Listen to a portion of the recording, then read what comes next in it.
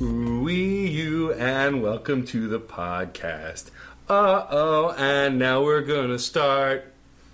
That was 1 week in the making. Yep. I don't care what they say about us, anyway. I don't care about that. What band are we doing again? I don't know. I don't know. I have no idea. Me neither. Didn't think so. Curious. Tell us, John. Don't you have something to say also? Because we're doing this band. But it's your that you album. saw. So you have something to say, Matt? Not really. We're doing this band. Okay. You saw them. You saw them last night. I did actually see them. And Matt's seen them in the past. Have we said who them is yet? No, not yet. What album are we doing? There is the title, though. We're doing Weezer! Yay! Everything will be alright in the end. Weezer is a band, we'll get right into it, that I have loved for my entire knowledge of them as a band. I guess is the only way to put it. I've known them since about 94, 95 is when I first got into them. 10 years old. So debut album fan. That's impressive. Yeah. I was listening to the radio that young, and I was hearing some of their stuff because it was an interesting experience. This was the first modern band I really got into. Before Blink, before Green Day, Weezer was one of the first guys I knew outside what my family, my mother, my father, had shown to me as a kid. So there's that. There's also the fact that growing up, especially around the 2000, 2001, I really started connecting with my brother, Matt, who I never really talked about my family, my brothers too much on the air, but Weezer was something that he and I always shared. And he's a self-taught guitarist. He first learned things like Surf Wax America, El Scorcho, just to learn the guitar. He wanted to be able to play those songs. So I've got a lot of history with the band. I know every single one of their albums, mostly forwards to backwards, the newest stuff, maybe not so much. But just going back, the trifecta for me growing up was Weezer, Blink, and Green Day, but always Weezer. And sadly, they're the band I've never gotten to see live. And that's, I think, going to be one of my biggest regrets if I never get to see them live before they, fall apart and never make music again, which would be terrible. I saw them live. I know, and that's why I'm a little upset. Because I. I'm probably the biggest fan here, and I haven't yet. It's on my bucket list. In fact, they're one of two bands that you're a bigger fan of than I am that I've seen, and you haven't. Man. Yes. I also saw Cage the Elephant. Yes, and Steam Powered Giraffe, and... Oh, yeah, them too. Yeah, so three. It's probably the most emotions we ever laid in the line in under 5 minutes of the podcast. Well, it's... What about your experience with them, Matt? So Might as well just go around the table here. I got into Weezer... Unique intro. When I was in high school, and it was when Green Album had come out, and I heard Hash Pipe on the radio, and was like, okay, what's this? I want it. And then I went and got the album. It had stuff like Island in the Sun and Photograph. And it was a very eclectic, unique, and interesting rock record. And so I was like, these guys are pretty great. And then my friend Dan got very angry that I started with that record and said, here's Pinkerton, here's Blue Album, go listen to them, it's your homework, come back. Well, he was right. And he was right. But my favorite album is still the Green Album. It's when I did get into them. I did like... Make Believe. I also sort of liked Red Album.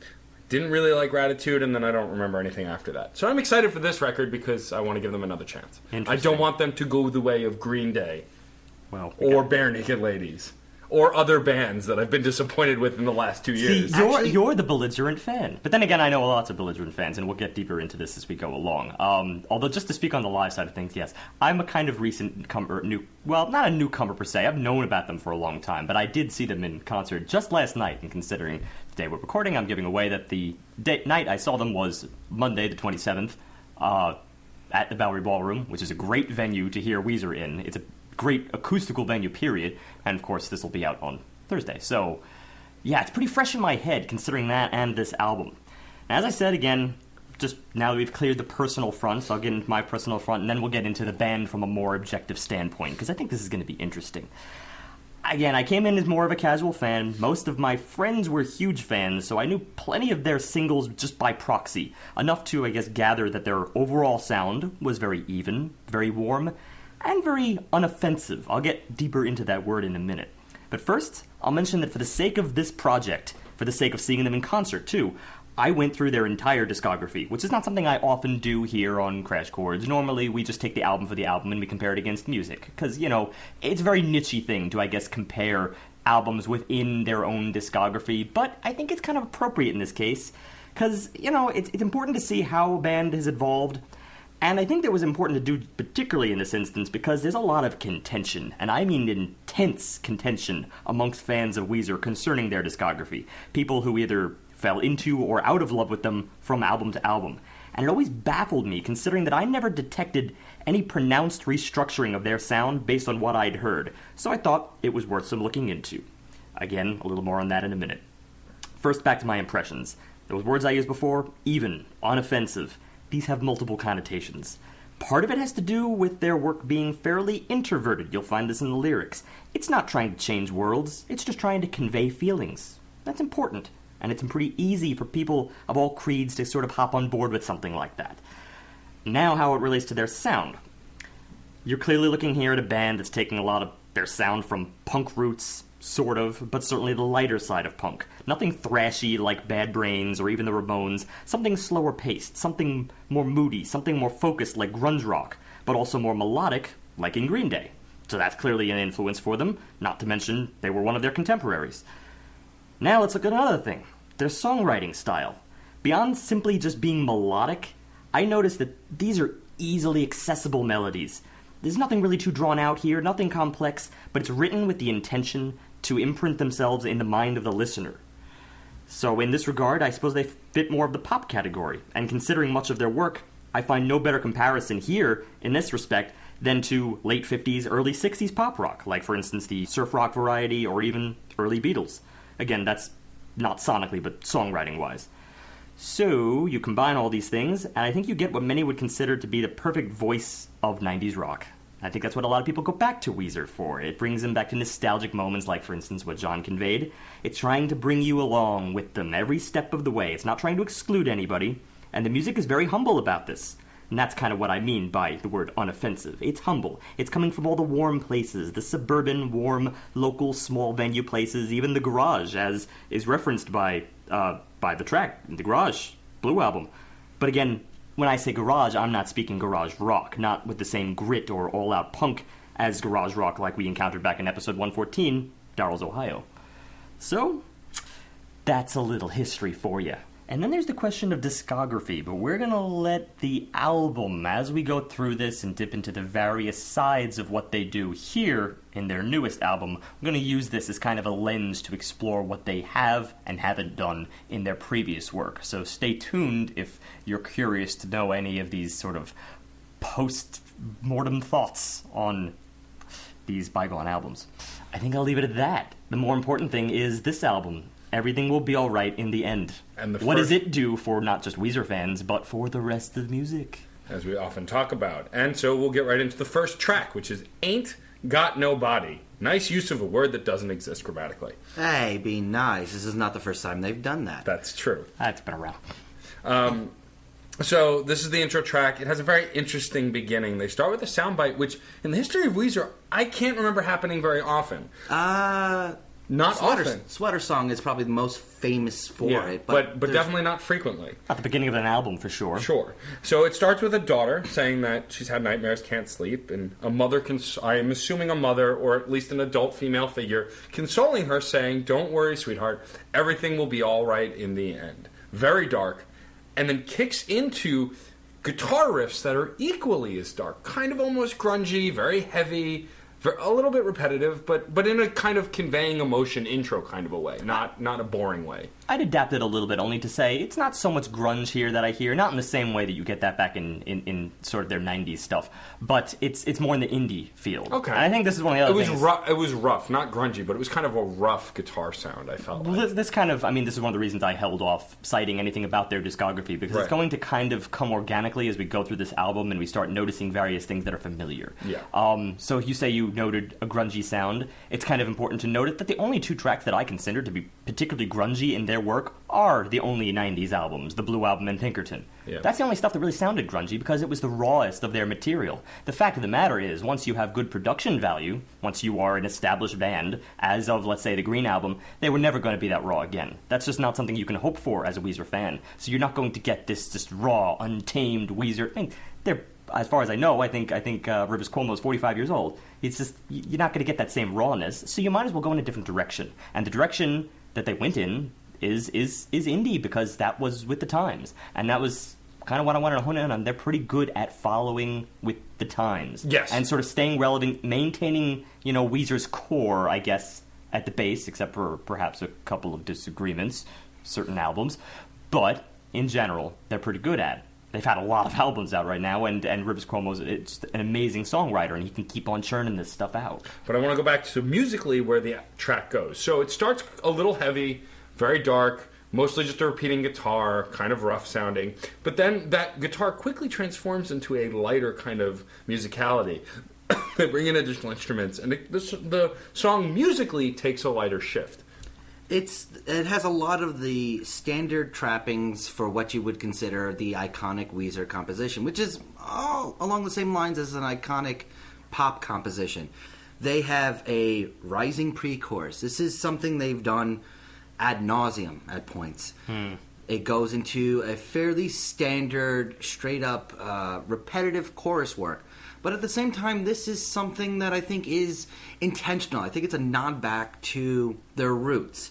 I appreciate it for what it is, but musically, this isn't breaking any boundaries. However, I did appreciate that lyrically, once the lyrics come in, the darkness of the song and the intro stays within the lyrics. The lyrics are on that kind of negative side, that kind of darker tone, which holds the cohesiveness of the song together. It's not breaking any ground, but it gives it a narrative lock when you put those things together. The problem, I suppose, in this case is reflection, in the music. That's the thing where it kind of suffers here. But it sort of brings me into something else. I'm not going to go into, I guess, necessarily what I was expecting, because, again, as kind of a casual fan and newcomer to the whole heap of their discography, I wasn't really, I didn't know what to expect, to be honest.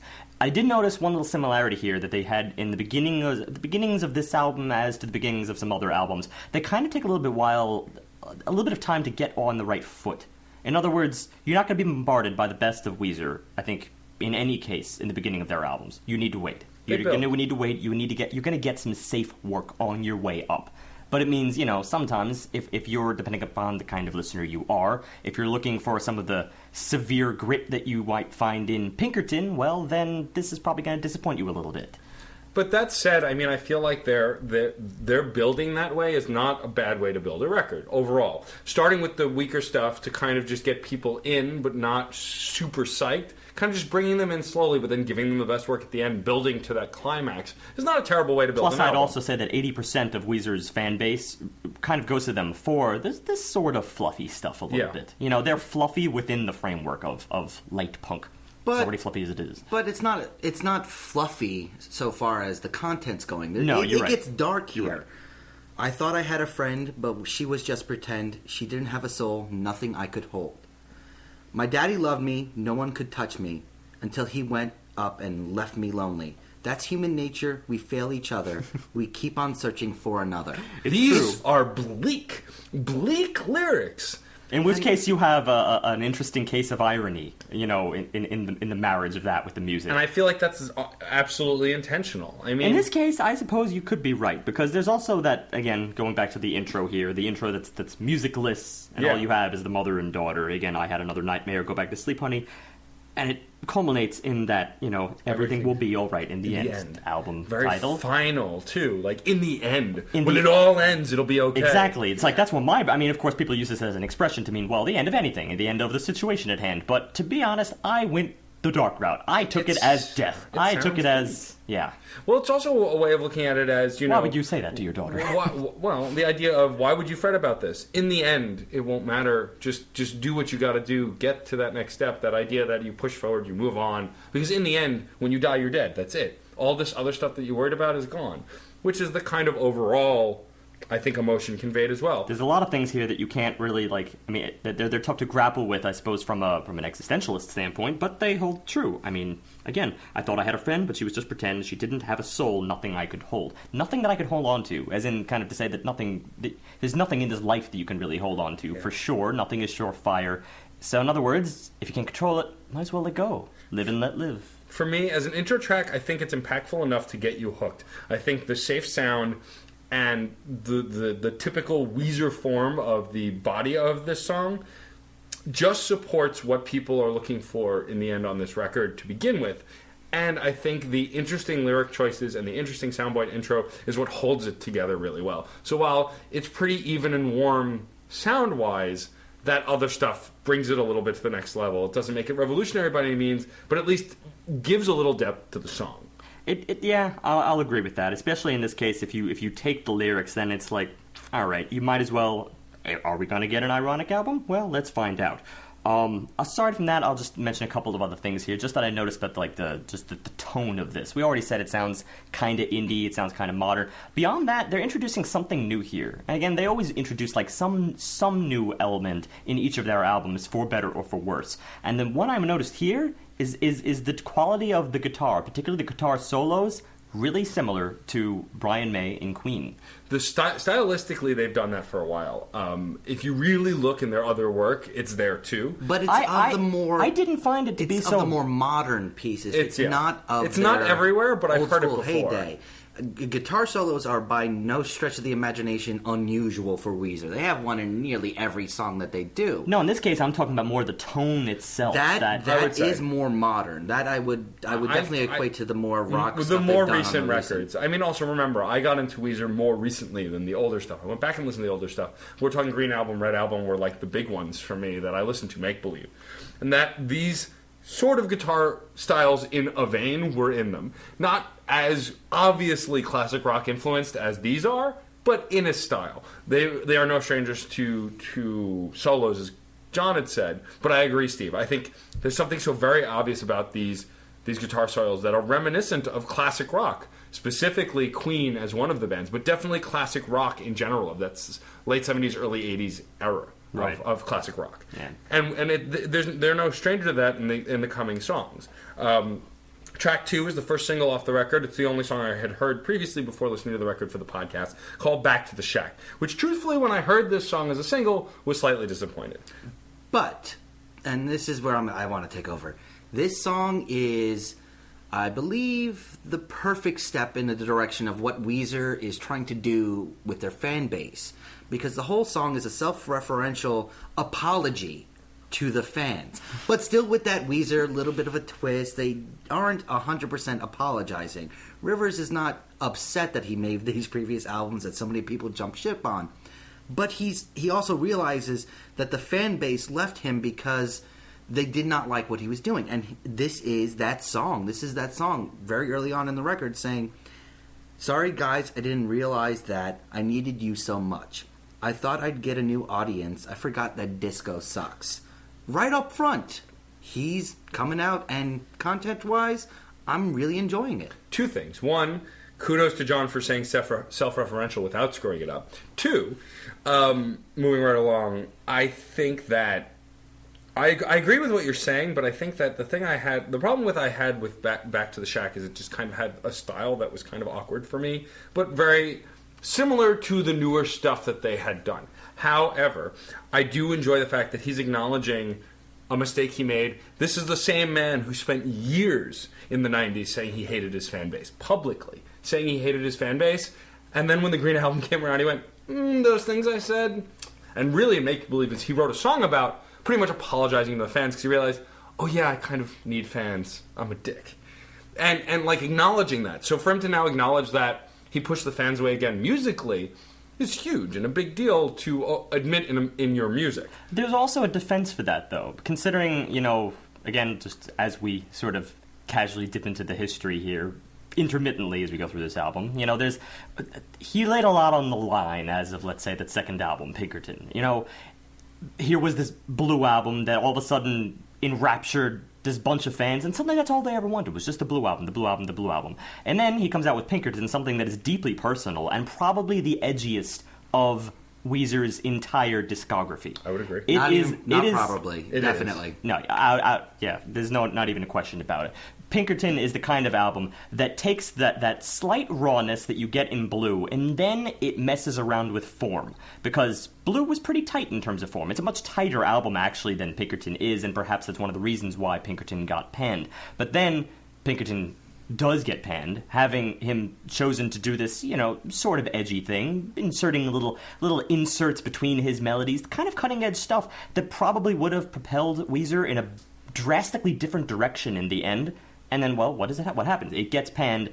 He realizes that the fan base, wasn't looking for that after all. That has got to feel a little bit like a betrayal of sorts, or like the fanship is controlling your life. And we'll get into this at the end of the podcast if you listen to our topic.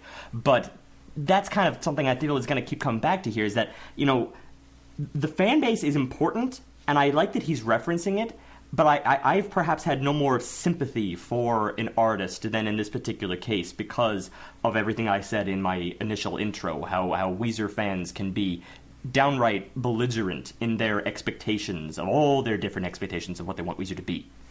True. I'd like to think, though, briefly just touching on this, that when I'm belligerent about Weezer, it's because I don't like the quality of the music, not the style. Personally. Well, even then, but I had that, comment that there's sort of that, like, as a semi-newcomer, again, I've been a casual fan, but as a semi-newcomer, I had just heard sort of a more static sound than most people did. You have to really listen to the finer points to get down to the nitty-gritty of what makes them different on album to album. Weezer fans are overblowing this, in my opinion. Yes and no. When you're an obsessive fan of a band, you tend to find more intricacies that others won't see. But we'll discuss more of that later. We will. Back to this song, and back to the Shack. All in all, in the framework, it's pretty straightforward. It's pretty straightforward Weezer. There are no pops and bells and whistles. It's just kind of... Well, we get another solo. This one I'm enjoying a little bit more than the previous one.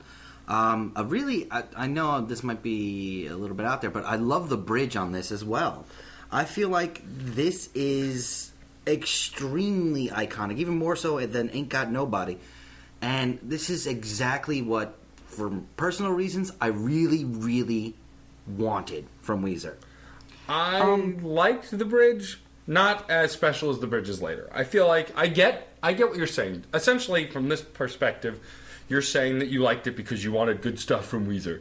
Which is, there's nothing wrong with that. This is the main reason why I had such an sort of an oddball thing for this podcast and gone into this big spiel of, what Weezer fans expect, because we are among them, yes. And I have known them, and we sort of have to treat this just because it feels like it should be treated. At the same time, we have to treat it like we treat everything else. What is it doing for music? But it's fair for John to put that out on the table. However, I think that overall it's a basic song. It's okay. I don't hate it, but they just don't do anything insanely unique in this track. But at the same time, it's still an infectious beat. It's still an infectious song. Well, this is what I'm going to get iconic. into. That's what Weezer does in so many different ways, and that's why I'm enjoying it, because even talking about it right now, I'm going over and over it in my head. I already know this song, and I've only been listening to it for a week. There you go. See, that's the thing I'm going to hone in on. This is the crux of the matter, beyond all this other reference to the fans and whatnot. Let's just talk about the music itself. Coming from the first track here, the first track, as far as I'm concerned, it does most of what you just said. It's the track that sort of just sets it up and is like, well, it's Weezer, I suppose. But it doesn't have the hooks, it doesn't have the guitar riffs that makes that song really memorable for me. Back to the Shack succeeds. Okay, it's not breaking any charts here. But this is a track that we get something a little bit more heavier. We're offering more just as we go deeper into this album. It's got a little bit more attitude than we typically get in Weezer, and as far as I was concerned, it had a little bit of a catchier chorus. The lyrics are a little bit more bouncier, and this is a key word here, because this is something I think is a huge perk of why I think Weezer is so infectious. Coming from my own fandom. Bouncy lyrics. There's just this mannerism that he has with the melodies that he writes, because he's already a great songwriter, that they kind of they have this cadence to it, that they get stuck in your head no matter what. Now, it's not there in every track, but frankly, it's there in at least 80% of his material, and that is a feat. To say 80% of your material is catchy, and I'm convinced that is around the correct number for Weezer. For Rivers Cuomo's own songwriting. I would definitely agree with that.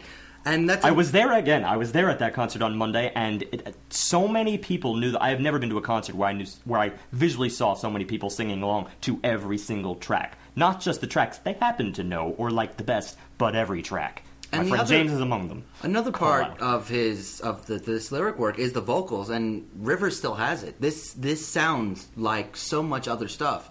If you enjoyed Weezer's vocals beforehand, you will thoroughly and utterly just hear him again, hear the band again. The vocals are just spot on with everything that's come before. His voice hasn't changed in 20 years. Yeah, no, it's pretty solid. He can still do the falsetto, even though it doesn't appear too much in this particular track, but it's there. Specifically the line where I'm referring to that bounciness, this is, of course, the first line of the chorus, and you read the lyrics, and you can see how well it caters to that kind of bouncy melody work. Take me back to the shack, back to the strat with the lightning strap. That's great songwriting. It doesn't even care what the hell you're saying. It doesn't care. It doesn't matter that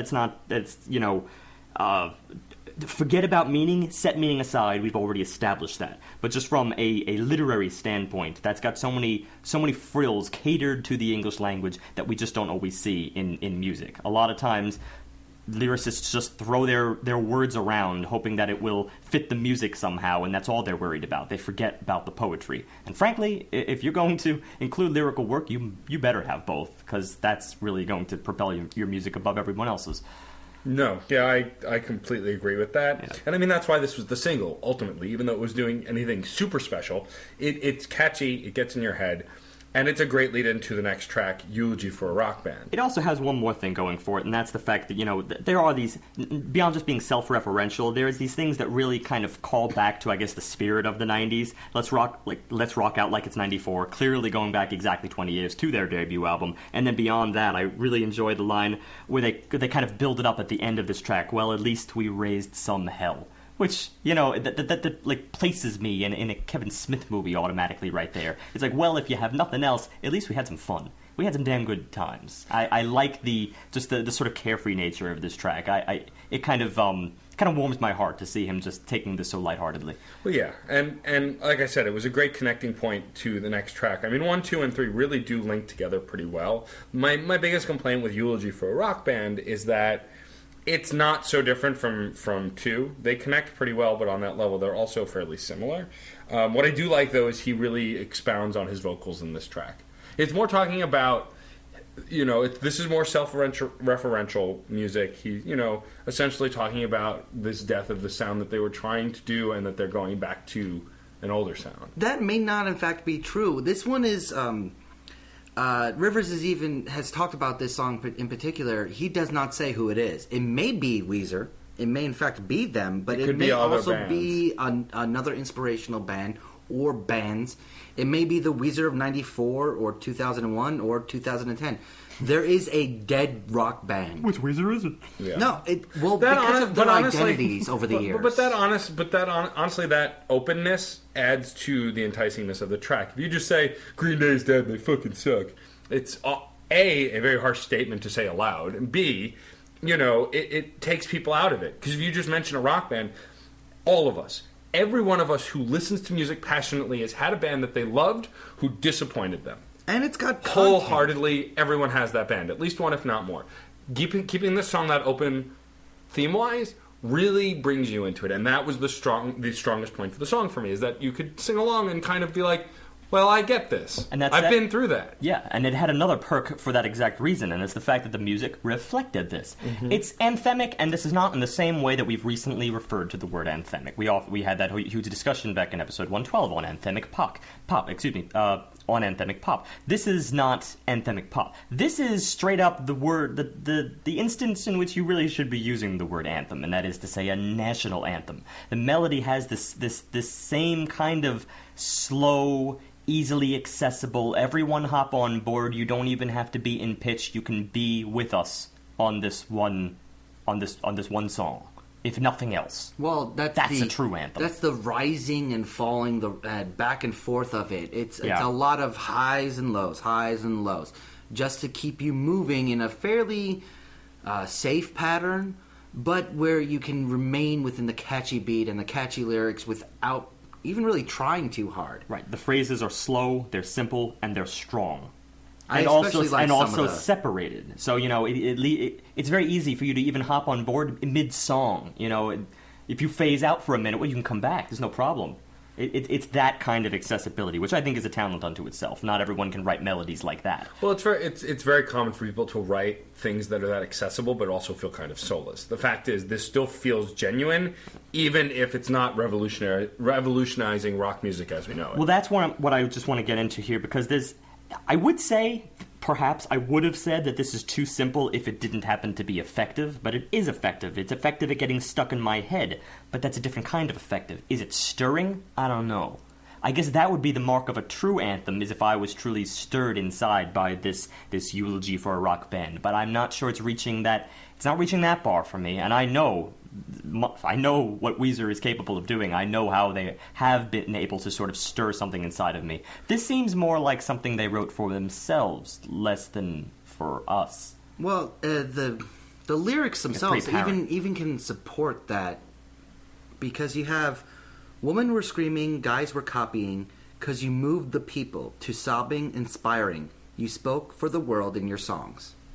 Just that, from a poetic standpoint, it's saying thank you, but it's still the way the phrasing comes up, especially towards the end.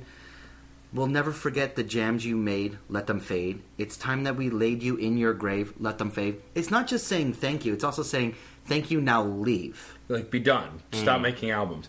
Honestly, you know what band this reflects based on the common perception?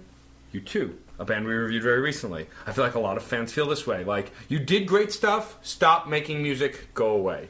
Like, it's how a lot of people have felt about that band. And I think it's powerful when you're a really intense fan of a band, you get like this. They can say goodbye. Yeah, it's tough. It's a powerful statement, I think, to say let them fade. It's something a lot of people will have a hard time letting go. But ultimately, you gotta know when to say, there has not been evolution. Well, truth be told, the reason I stopped listening to System of a Down for so long is because their last two albums were so horribly disappointing to me. Hypnotize and Mesmerize? I pushed away the rest of their discography. Regretfully, because I went back to it recently. But for a lot of years, I didn't listen to them because I was so disappointed. Yeah. Because I had such high expectations of that band.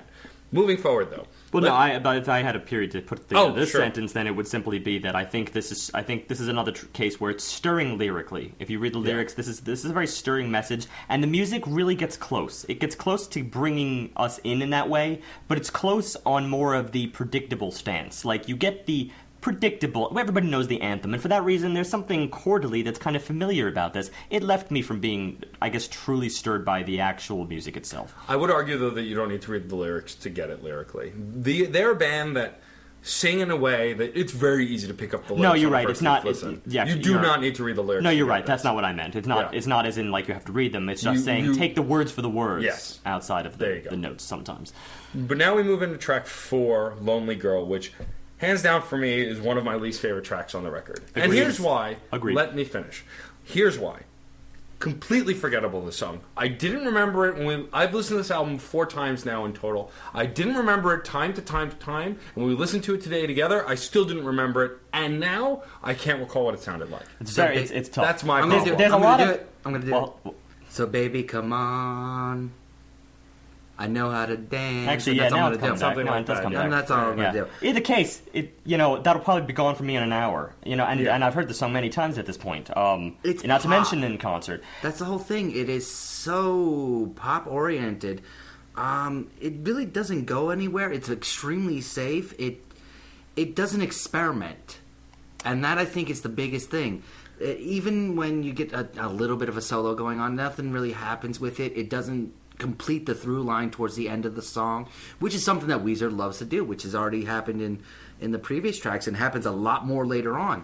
I love that about a lot of their music. They take a guitar, they give it anywhere from 5 to 30 seconds to do something magical, but when the verse comes back in, or maybe a bridge comes in, they let the guitar still pepper in that original solo idea with the other things. And I know the part you're talking about too, and this is barely even a solo. This is more of an insert than anything else. This is a transitionary tool, and that's later in the track. Forget about that for the moment. Let's just go to the verses itself. We've laid out a lot of criteria so far. I laid out a lot of criteria for which, again, we would be rating just any band, let alone Weezer itself. The things things that I know that they're good at. Unfortunately, and I really tried with this track, it is failing on almost all counts. It sort of speaks directly to what I said about them kind of having influence from late 50s, early 60s rock. That sort of sweet ode, which is, pleasant for like a high school dance kind of thing. The problem is it's nothing beyond sweet here. I mean, this is the kind of track that Paul McCartney probably would have said, "This bores me," as of 1964. Probably. That's power. That's probably. And my biggest problem about moving through the song, the instrumental, the instrumentation you alluded to a moment ago, the bridge and the solo. My biggest problem with that part of the song is that here's the thing. Like, that's the only purpose. That's the thing. I even refuse to call this a solo. It's not a solo. It's an insert. It is an insert. It does absolutely nothing except to take a slight breather from the rest of this wall of sound. Like I said, it's. Hey, here's the thing, guys. Here's the thing. Yeah. That's all it is. The breakdown into a verse where there's only that background guitar. Not even a crisp, clean guitar, but like a background supporting guitar playing with his vocals.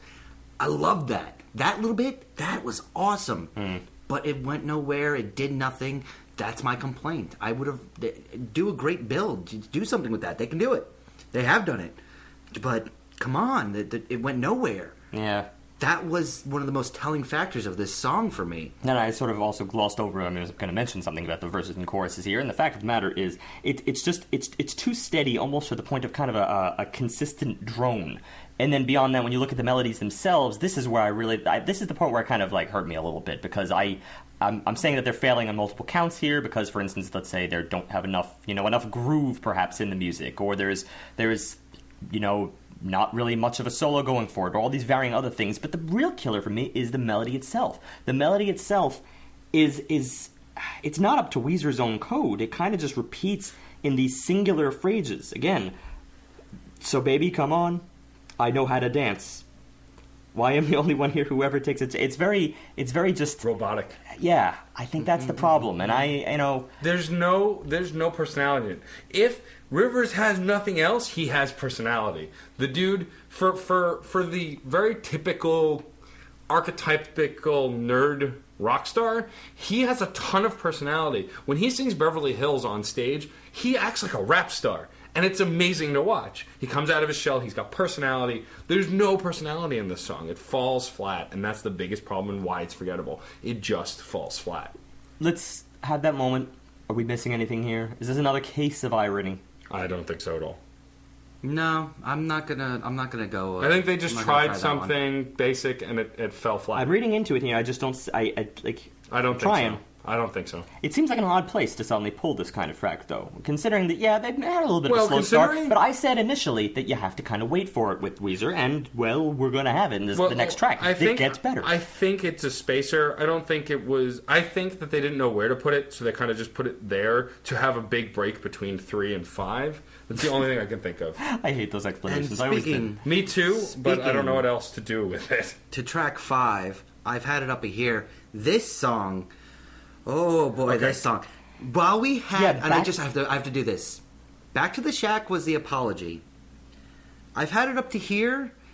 Is where you realize that Rivers is still not, a nice altruistic person. He's still Rivers. Yeah, he's had enough. However, what I want to talk about musically first is that the intro to this song is so strong because they embrace the best parts of their pop roots and influence with their rock and punk.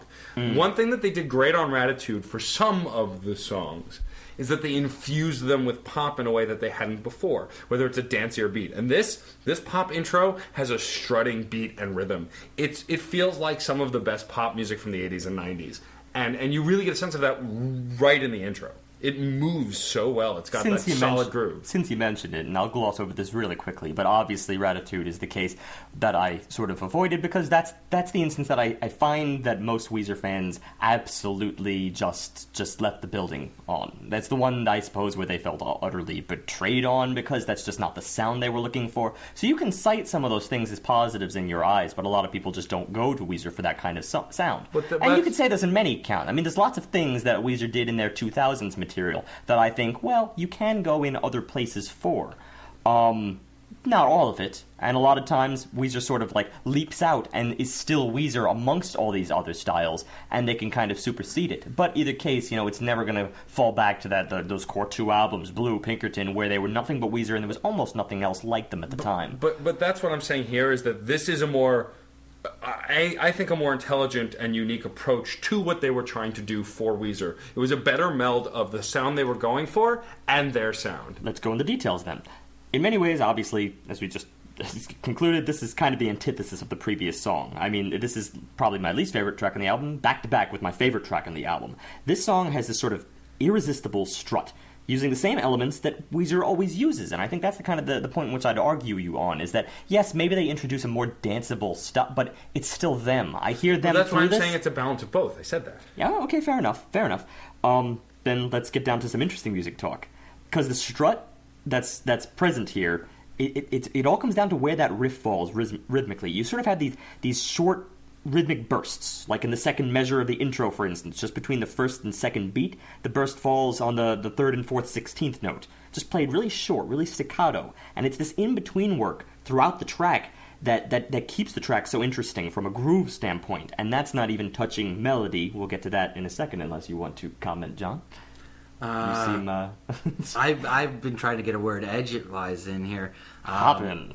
Well, because of the overwhelming levels of irony in the lyrics compared to what they're doing musically. All right, let's go to that. This is one of my favorite...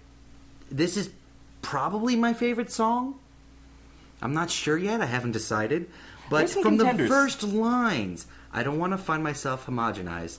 I don't want to become the very thing that I despise. Come on. He's already calling himself out on the previous track. But at the same time, I've tried to give my best to you, but you plugged up your ears. And now I just can't take it no more. I've had it up to here. He's calling out the fans for basically discrediting the music he's presenting. It's that in a sense, but it's also kind of like a callback to, I guess, the angst that was present in a lot of their earlier work. In certainly Blue and Pinkerton, and well, Pinkerton was heaping with angst, and there's an art form in portraying angst, and I really, you actually skipped over one of my favorite lines here, following that, don't want to become the very thing that I despise, don't want my mommy feeding me culture with a spoon, don't want to end up with as much edge as a balloon. That's absolutely brilliant. Yeah, it's a great lyric. It's a great way to sort of portray that desire to be something unique. It gets even more. Amidst my meandering intro here, where I had to invoke gratitude, or I should say, you had to invoke gratitude. Yeah. That's just the thing. Obviously, any artist would strive to be unique in the face of things, and the vast majority of the time, Rivers Cuomo does it. But he does it within a certain framework, and that framework is the Weezer framework. There are things that I find in this track that in many ways exceed what he did back in the 90s stuff. In many ways. Because he never got funky. He never got that strut. And this is what I was going to go into next. Is forget about the words for a second, and let's look at the manner in which he speaks this. The melody is written with the exact same strut that the music has. And that's not something I find too much in lyrics. Usually one or the other would get lazy, but here they're absolutely equal. You just take that first stanza again, or repeat it for the sake of rhythm this time. Don't want to find myself homogenized, don't want to become the very thing that I despise. And it's this halting, again, using the quavers, using these short little bursts and kind of bouncing along. It's got the same bounciness that I referenced as of the second track, as of Back to the Shack, but this time it's going all out. And because it's filled out and intertwined with the rest of the instruments, it's just this perfect unity. It's exactly what I want. You're glossing over one little thing, and that's the pitch that he reaches as well as he's singing these parts. I mean, I believe that's later in this track. No, he starts off with that. It's in the verses in the beginning. He's hitting like Prince level pitch. He's hitting Michael Jackson level pitch. He's hitting ranges I don't think I've really heard from him before as well. I thought that was later in the verses, but you could be right. It's because I thought it was sort of stifled in it building up, like a return of the verse. He really gets up there. You actually really hear it even more in the next track too, not here. Like in the next track is when we get that killer falsetto, but we'll get to that. Because the big chorus, I love the big choruses, and I really love the guitar solo when we get to the bridgey area, where they usually have a guitar solo or two. Much more solid in this track, a little more creative as well, so it's really engaging. overall, to kind of tie this whole song together, I agree that as far as getting a song that's super catchy, this is the evolution of Back to the Shack. I feel like Back to the Shack was where it was to prepare us for this, to bring us to that next single-ish level. And I would be shocked if this doesn't eventually become a single, even though I know it's not currently. Well, at the same time, it's also undergoing movement changes, musical changes, a lot like from the Red Album, The Greatest Man That Ever Lived. Yes. Now, that song did it ridiculously. I mean, it had like 7 or 8 different songs put together. But here, it's sort of like we're seeing an evolution of of music going on here, because it's pop and it gets rocky. You get a little bit of reggae and punk back into it. You get another emergence of Queen into it. There's so much going on here. Well, for instance, I'll give one little pass. For instance, when we get to the chorus is a little bit more steady. It's more, back to their sort of steady eighth notes. But I give it the pass because it contrasts with the verse. So the sort of anthemic quality is kind of needed here. It comes naturally, sort of like a rest from the laborious strut. And then we go into the thing you're talking about. The bridge is another level of that strut. It's more downplayed, a little thinner on the instrumentation, but then the reggae enters in. At least it would be reggae if perhaps that third triplet there was a little bit more pronounced, but then amidst that, it's also introducing these layers of background harmonies, over this. It was a bridge that I didn't expect, considering they had Me Holy at the verse, and I didn't even think that needed a bridge. But the fact that it came along with this, I thought it was actually taking them in a new direction. And certainly I heard the same Queen influence in this track. Especially in the solo, one of my favorite solos on the album. And this is where the guitar truly gets... I don't like this word because it's lost a lot of meaning, but it gets epic. And this is where as I said before, they take that guitar and they use it throughout that outro, throughout the final build-up, yeah. And it's so nice because the way it's peppered in, it complements yet still contrasts what's going on with the other instruments, what was going on with the original chorus work, and it's so much fun. 100% agree, and it's so controlled. It shows a lot of control too, and the context that you're discussing really upholds it. And it also perfectly trails off into the actual outro. Which what I love about the outro of the song is that it's kind of very contrary to the rest of the song. It fits and feels very dramatic, but it's essentially a bell ringing, a bell like a bell tower ringing, and the guitar gives way to that. But then that goes without interruption perfectly into the next track. It's like, this is the first time I've really heard a really great, succinct, and precise transition on a Weezer record. I'm sure they've done it before, but they used one sound to go from one song to the other without interruption. Considering they're all very fresh in my head, I think you're right. I don't believe it was ever really done. And so track 6 is called The British Are Coming, which is one of my favorite songs, vocally at least. It has this bell ringing going right into a marching drum, which you expect when the song is called The British Are Coming. Regardless of what the actual content is, thematically it's perfect.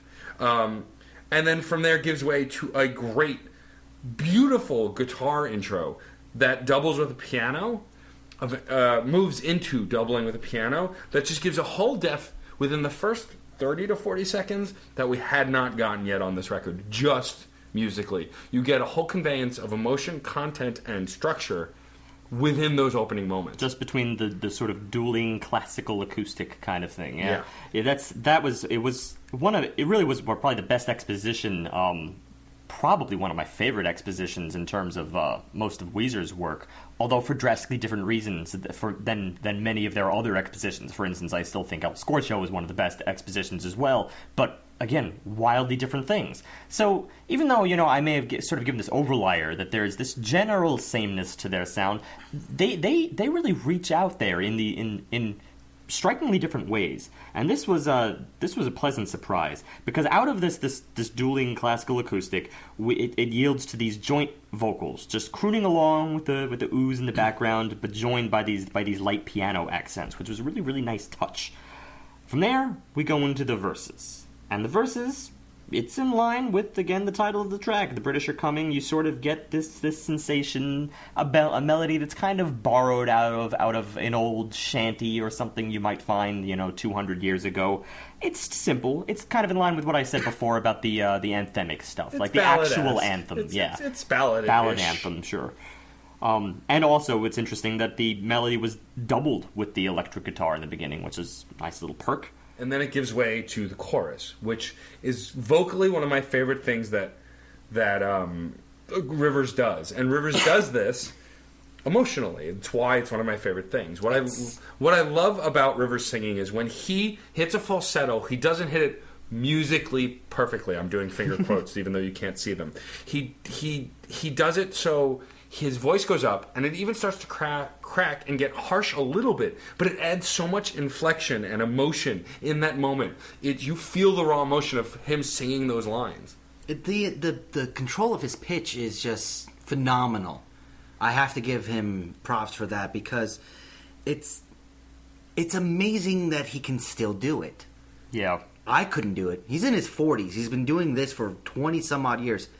I'm surprised at not just the levels he's reaching, but the actual ability to change it. Now, this is something I'm really glad that both of you have honed in on, because it's something that I actually forgot to note, but it's probably one of my favorite features about Rivers Cuomo, period, is he uses that falsetto so sparingly. You know, it's not in every single one of his tracks. In general, he has his range, and he kind of sticks to it. But it makes that falsetto so much more impactful, because it's like he's reaching through the utmost extremes of his ability in order to convey it, and that's important. That's important just to feel that passion in the musician, even though it's not, as you said, not music perfection per se. It comes across as music perfection, just in terms of an entertainment value. And plus, the song really, while it is very much about the American Revolutionary War, it's also a standard Weezer metaphor for bucking the man. A lot of times, Rivers has done it using his father as as the main figure of what to rally against, because he's had plenty of issues with his dad over the years. So I believe they're reconciled at this point. It's really a call to arms, not just fight the British, but also fight the institution, fight the man. A lot of things that they've done since Surf Wax America. Yeah, no, it's far more what you're saying. In many ways, the British are coming is just the front, and it's the chosen vehicle for this thought. And it's the whole package, I think, that really sells this song overall. And the fact that it feels very personal by the way it's presented. Even if it's not thematically a very personal song, though I do believe it is, the way it's presented and packaged makes it relatable. How he sings it, how it's played, and how it's constructed makes this song from start to finish incredibly relatable. Yeah, no, if I had one little, because again, we're really talking about this track, and it's a shame too, because I do love almost like 90% of this track. I like the way that, it sort of rockifies this kind of shanty melody. I like the way that the acoustic kind of is still there even amidst the rockification. It's sort of interesting in that it never really leaves, it seems. And also, of course, this falsetto. But if there's one thing, I'm going to have to call out the bridge a little bit. The bridge was sweet, but it felt just a little bit derailed for this track. It became a little bit more modern, more like a light FM sort of thing. It's still great bass and drum work found within it. But, it's just, for that one moment, it felt like they kind of lost sight of this perfect running package, the exact package that you just outlined. It seemed like they did kind of hit a little bit of a bump in the road, where they were kind of just keeping the music going and doing something that seemed right, but wasn't artistically married. Yeah. No, it was only that one moment in this case. I would agree. I don't think it affected me as much, but I see where you're coming from. I think that overall it's still probably one of my favorite tracks on the record. And speaking of my other favorite track on the record, and this is the only one that I think can really dethrone I've Had It Up to Here, Da Vinci. Track 7. Oh boy, Da Vinci. This is the purest distillation of love they've really ever done. Okay, I gotta go into the premise of this track. Just the exposition, incredibly unique. And again, that's, in this case, I think it's right in line with what you would find in some early Weezer, but it's in a very different direction again. It begins kind of like a children's song. I mean, it breaks apart these triads, just a first inversion B major, second inversion F sharp major, which is the 5 chord. And just the inversion work there kind of adds a little bit of spice, and it also allows the high note to become the tonic, the home in the B major instance. But it's interesting when you just break apart that singular riff. It persists throughout almost the entire song, and it keeps it so dainty and childlike and innocent, and this is totally reflected in the lyrics. We'll get into this. I think also the song is very much a spiritual successor to Island in the Sun from the Green Album. It just has that very childlike, sweet innocence that Island in the Sun has. Island in the Sun is also a love song, and it's about getting away, getting to that island in the sun, getting away from it all. And this song definitely conveys a similar message of young love. But it's different in that regard. Yes, it doesn't maintain a lover love. It has an innocence to it that can be just a best friend, which they've also done. It can be even one of my favorite lines on the actual entire album is this. I like to think that I know quite a lot, but with you it feels like I forgot. I wish that I could explain who you are, but when I try to, I never get far. No, that is the perfect, ineffable girl. Yeah, I mean, my favorite line is the one about Rosetta Stone. That's in this song, right? The chorus? That's part of the chorus. Yeah. Even Da Vinci couldn't paint you. Stephen Hawking can't explain you. Rosetta Stone could not translate you. I'm at a loss for words. I'm at a loss for words. And this chorus, it's another winner for all of those simple reasons. One being the recurring elongation of the note within this on the fourth beat of that phrase. So you get that line, for instance, Stephen Hawking can't explain you. Rosetta Stone. So Stephen Hawking, Rosetta Stone. These particular syllables right there are elongated for a considerable amount of time. It's held from the fourth beat until the two and, of the next measure. 3.5 beats, kind of a long time in music land for a melodic note to be held. It packs quite a punch. It serves its purpose. It makes you curious about the words, even if you're not quite prepared yet to sing along. It makes you curious enough. You hear Rosetta Stone. Well, what is that? Why would he invoke Rosetta Stone? Then all of a sudden, you read deeper into it. Rosetta Stone could not translate you. That is gorgeous. Mm-hmm. What a simple loveness. I like simple love songs that convey a powerful emotion in a few words. Yeah. But it has that innocence in the way the song is constructed as well. It reminds me of what's the song they did?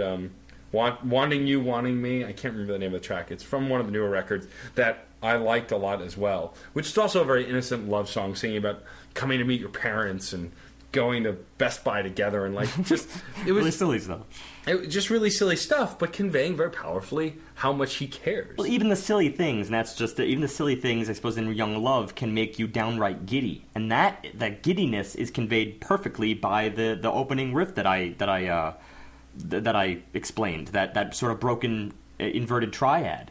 That continues throughout the verses, and that conveys this sort of oddball giddiness. It's accompanied by whistling, for Christ's sake.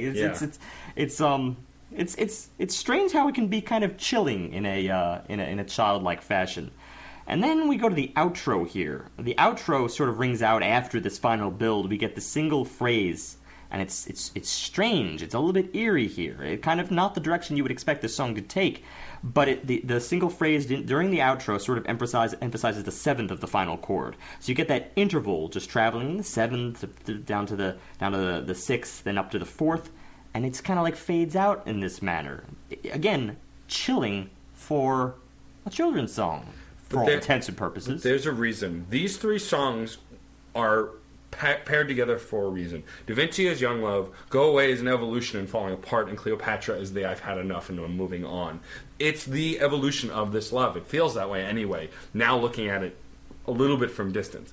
The next track after Da Vinci that I just mentioned is Go Away, which is an actual duet, though I wrote duel for some reason. They're not dueling, it's a duet. And John, didn't you write down the female vocalist who's featured? I don't remember. The female vocalist is Bethany Consentino. And so, part of the band Best Coast, a fairly new band. She sings the female to his Cuomo's male. It's 1950s rock. This is my biggest problem with the song, and why it's a little bit of a down note for me. It's not bad by any means, though I feel like I have a soundbite of that from every week. That early rock sound, I just felt like it kind of knocked me out of what I was feeling from the previous tracks. Yeah, but you remember it, and this is probably the most infectious of the songs for me on this entire album because it's so That I simple. disagree with. Me It's too. so simple. It's what's the chorus? Go away, go away. Go away, go away, go away. I mean, it's in there. I can hear it right this This moment. is the proof that simplistic doesn't always reach infectiousness, even though we frequently cited it as such. Sometimes simplistic is just simplistic, and it can sometimes reach boring in its simplicity. For me here, the problem with this song, I think, is mostly that it's just okay. It moves well enough, and I like the duet. I think the female vocalist has a beautiful voice. I don't think anything is done particularly badly. I just think that early rock and roll sound for Go Away, it's just not what I wanted after those last 3 tracks. I was so invested, and this kind of took me out of it a bit. Overall, it's still a good track, and it's entertaining, but I didn't get that feeling. Let's go into details here. I mean, one of the reasons we're just citing this throwaway as like, oh, it's a 50s track, it has to do with that quality and, the go away and really separating, throwing in like an extra syllable there where there doesn't even need to be one. This sort of just like cutesy-wootsy little go away, go away. Now, I'm not saying they're the only band that's ever done it or that it's only been done in the 50s. Other bands borrow it too. For instance, the Decemberists do it. Colin and Jenny would occasionally join in to do these little innocent sways, and it was kind of sweet. I actually thought of that example before I thought of the 50s stuff. But in that case, the Decemberists' sort of incredibly unique, rounded folk style kind of fluffed it up a bit. In this case, you don't have that. You're just left with the bare bones. And that makes it hard for me to get into this duet as sweet as it is. Maybe, and this is kind of a superficial reason, but maybe another reason is the jarring factor of just simply having another vocalist there, since I've only known Weezer. I mean, Weezer. I don't think it's that drawing just because it's typical on rock albums to have a duet. I mean, I've heard it before. It's not super uncommon. But there is a It mention. it isn't as common nowadays. I would argue that, but that's fine. It's Well, not worth starting an argument now. It's not really a matter of commonality. It's a matter of execution. For instance, I actually had this little gripe as recently as an album that I otherwise really enjoyed, and that was with Eric Neff's, at the end of the day. Wasn't that at the end of the day? At the end of and the this day. is Everything Will Be Alright in the End. They're kind of similar things. Anyway, there was a track, Valentine, in which he decided to just throw in a duet, and you hear a female vocalist. Only track on the entire album where you hear another vocalist. And, it's not just... It's just the fact that someone else is there sometimes can jar you if it's not executed properly. For instance, the only case where I can think of it really being done well was the final track on Kings of Convenience, Riding on an Empty Street. Final track there, it actually featured, I think it was Feist. I believe Feist was the vocalist, and she came in just for the final round. That was tasteful. This is more of a call and response thing, which is just odd to suddenly hear in the middle. This is why I view it as a tell me more rendition from Greece. Yeah. That's the first thing that Actually, went through my mind. and I see that 100%. That's, that's probably it was the melodic style was lifted a little bit. Yeah, but I just don't think it's as jarring as you're putting it. But maybe that's just me and my personal tastes. I'm always welcoming to unique. Well, those are two different things. separate. Those are two separate points. Yeah. I mean, he's talking about the actual quality of the music, the melody itself, and I was just talking about the presence of her voice. And I don't dislike this. That's really what it sums up for me. Yeah, but and when I all think you have it's catchy. I'm going to hum along to it. I'm probably going to skip it more often than not when listening to the album. Comes down to what I said earlier on. I don't go to Weezer for this. Yeah. And sometimes that can seem overly harsh, and I've made this very clear as how Weezer fans, and well, apparently even new Weezer fans, can sort of get overly harsh to this department. But there is the question of knowing what you do best. When you can be so self-analytical, then it allows you to further the best of what you do. I already said that probably the best of the most original work that you can't really find anywhere else is found on Pinkerton. Doesn't mean that the stuff that they did earlier on the Blue Album or the stuff they did later, let's say on Maladroid, isn't great, But there are other bands that do the same kind of thing. So if you want them to be unique, it's not going to be achieved with this. I mean, on a final note, I think when John, all he has to say about it is that I liked it. We don't have much else to say that's kind of a negative It means overall. it's non-offensive. Yeah. I think this Which is another was one. one of the first words I threw around. We'll just sum it up as that. Yeah. It's that I said that word had multiple connotations, too. I think this is a good point to move on to Cleopatra, though, which is the follow-up track to this, where I did get pulled back in. So track 9, Cleopatra, is the second single off the record, and this is a song that actually progresses, and it has a more unique style than what we had right before it. Clearly, it starts with this kind of unidentifiable sound that I can't place, which obviously it's kind means of a guitar rumble. I mean, the guitar, the acoustic guitar, well, between the acoustic and the electric, it sort of creates this rumble in the background that it doesn't necessarily build. It's there as just a soundscape. It's just there, but it's great for exposition work because it starts on the 5 chord, just to start. A little bit of tension is created with this because along with that, the melody just sort of begins with, well, might as well read it out. We grow old, our hearts are dim, but our minds are free to fly where they will. Your beauty is faded, you're a broken shell. It's only the weak that fall for your spell.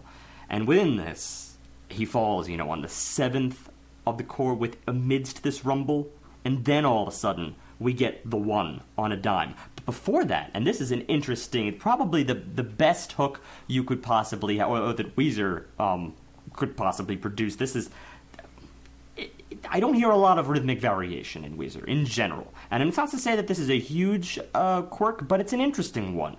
Because just between the verse and the chorus, there's this one measure thrown in here where all of a sudden, we're not in 4/4 anymore. And believe me, for most of Weezer's discography, we are in 4/4. Then all of a sudden here, 1/5/4 measure. Just to tide it over so that he can cram in... You can't control me no more, Cleopatra. Perfect. And that's what he enters in with. And the speed, the speed, variation, exactly. It's jarring but enticing. Yeah, it's just so much to the point that you barely even notice, that what you said, you could say jarring. Normally, whenever you have these oddballs, just like, let's throw in an extra beat here, then it can be jarring. But considering that line, you can't control me no more, Cleopatra, you forget about it. You just forget it. You're going along with the flow, and all of a sudden, he's now taking you beyond the mechanics of the music. You're just involved in the song. Yeah.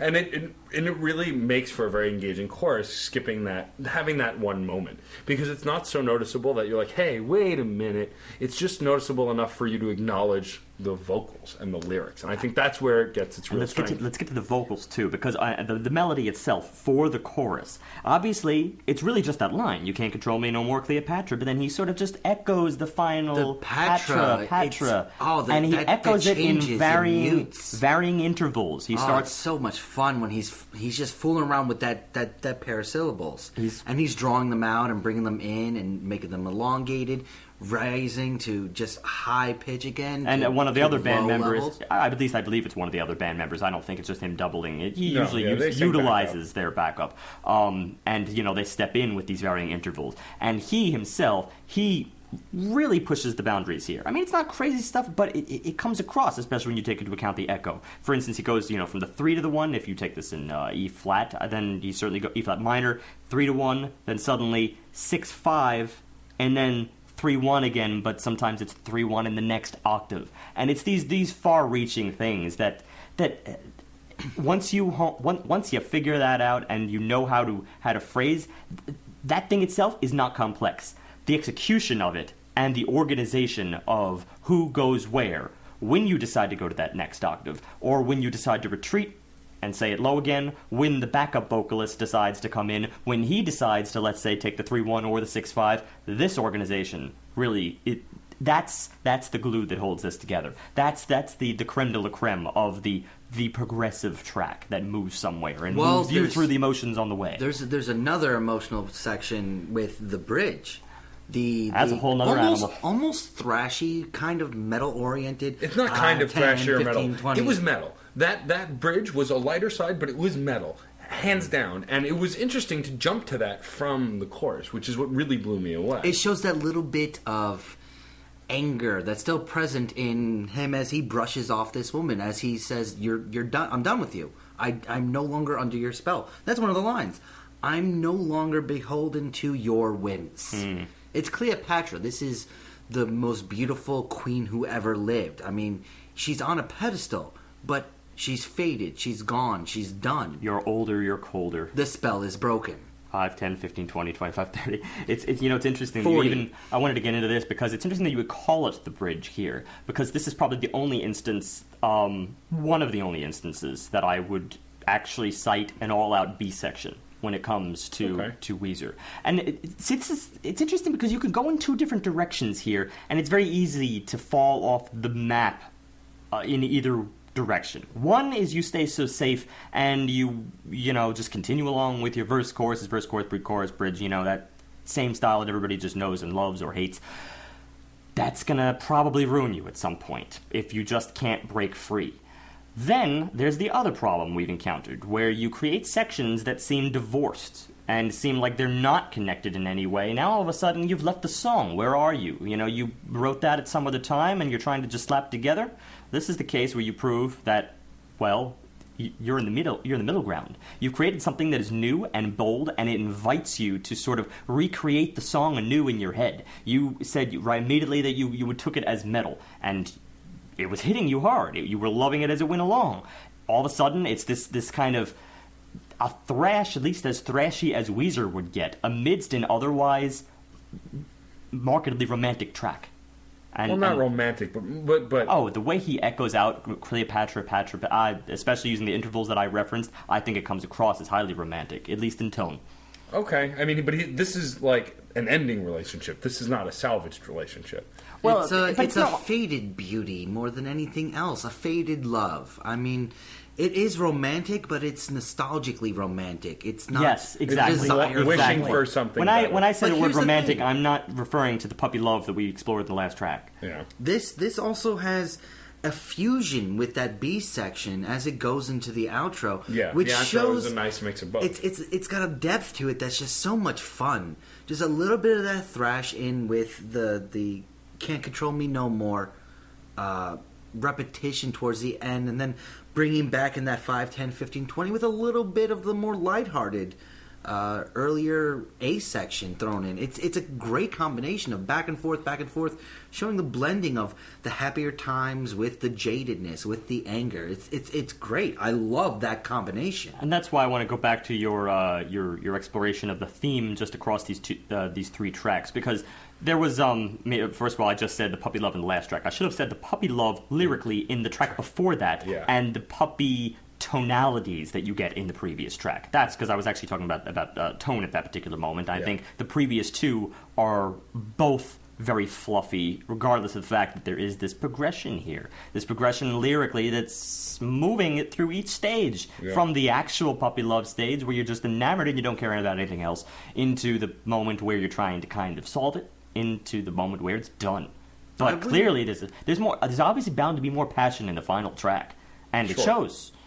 I wouldn't even say that the tracks themselves are connected as a single story, but I would say that they're not even moments. I would say that they're just different loves of his life. I wouldn't focus on them as an actual progressing story. No, I'm not actually focusing on it. Okay. It's more We're just of saying tonality. Wanted to clarify that. No, tonality. No, in this case, I'm actually talking about tonality and lyrics. But it's not that I'm viewing it as the singular story, but that the fact that the three of them are slapped together is to discuss the broader concept of a relationship, not one in particular. I'm sure each one probably reflects three different relationships. I'm sure about that. But, the effect is all the same.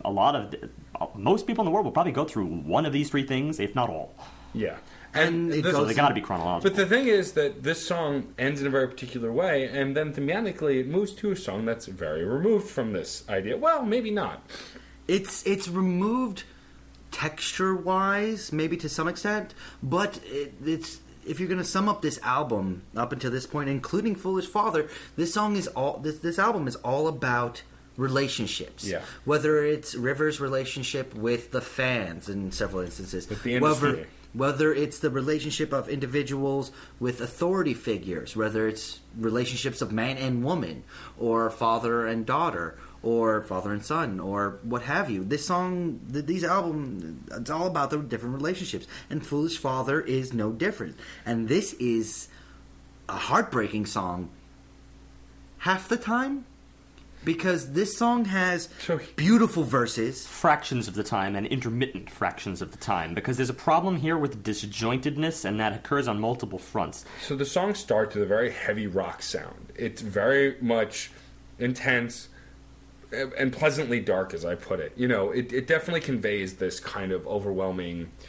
It seemed emotion. like it was going somewhere, Yeah. but to be honest, it in context, it comes across as being overly epic, and this time I use the word in the mal sense, because then we go on to the verses, and the verses include a melody, which I had a problem with for only a very superficial reason, and it's only because it sounded so familiar. It specifically reminded me of Gorillaz' Feel Good Inc. It almost seemed dead on, except for the end of the phrase, actually. It fell kind of flat there.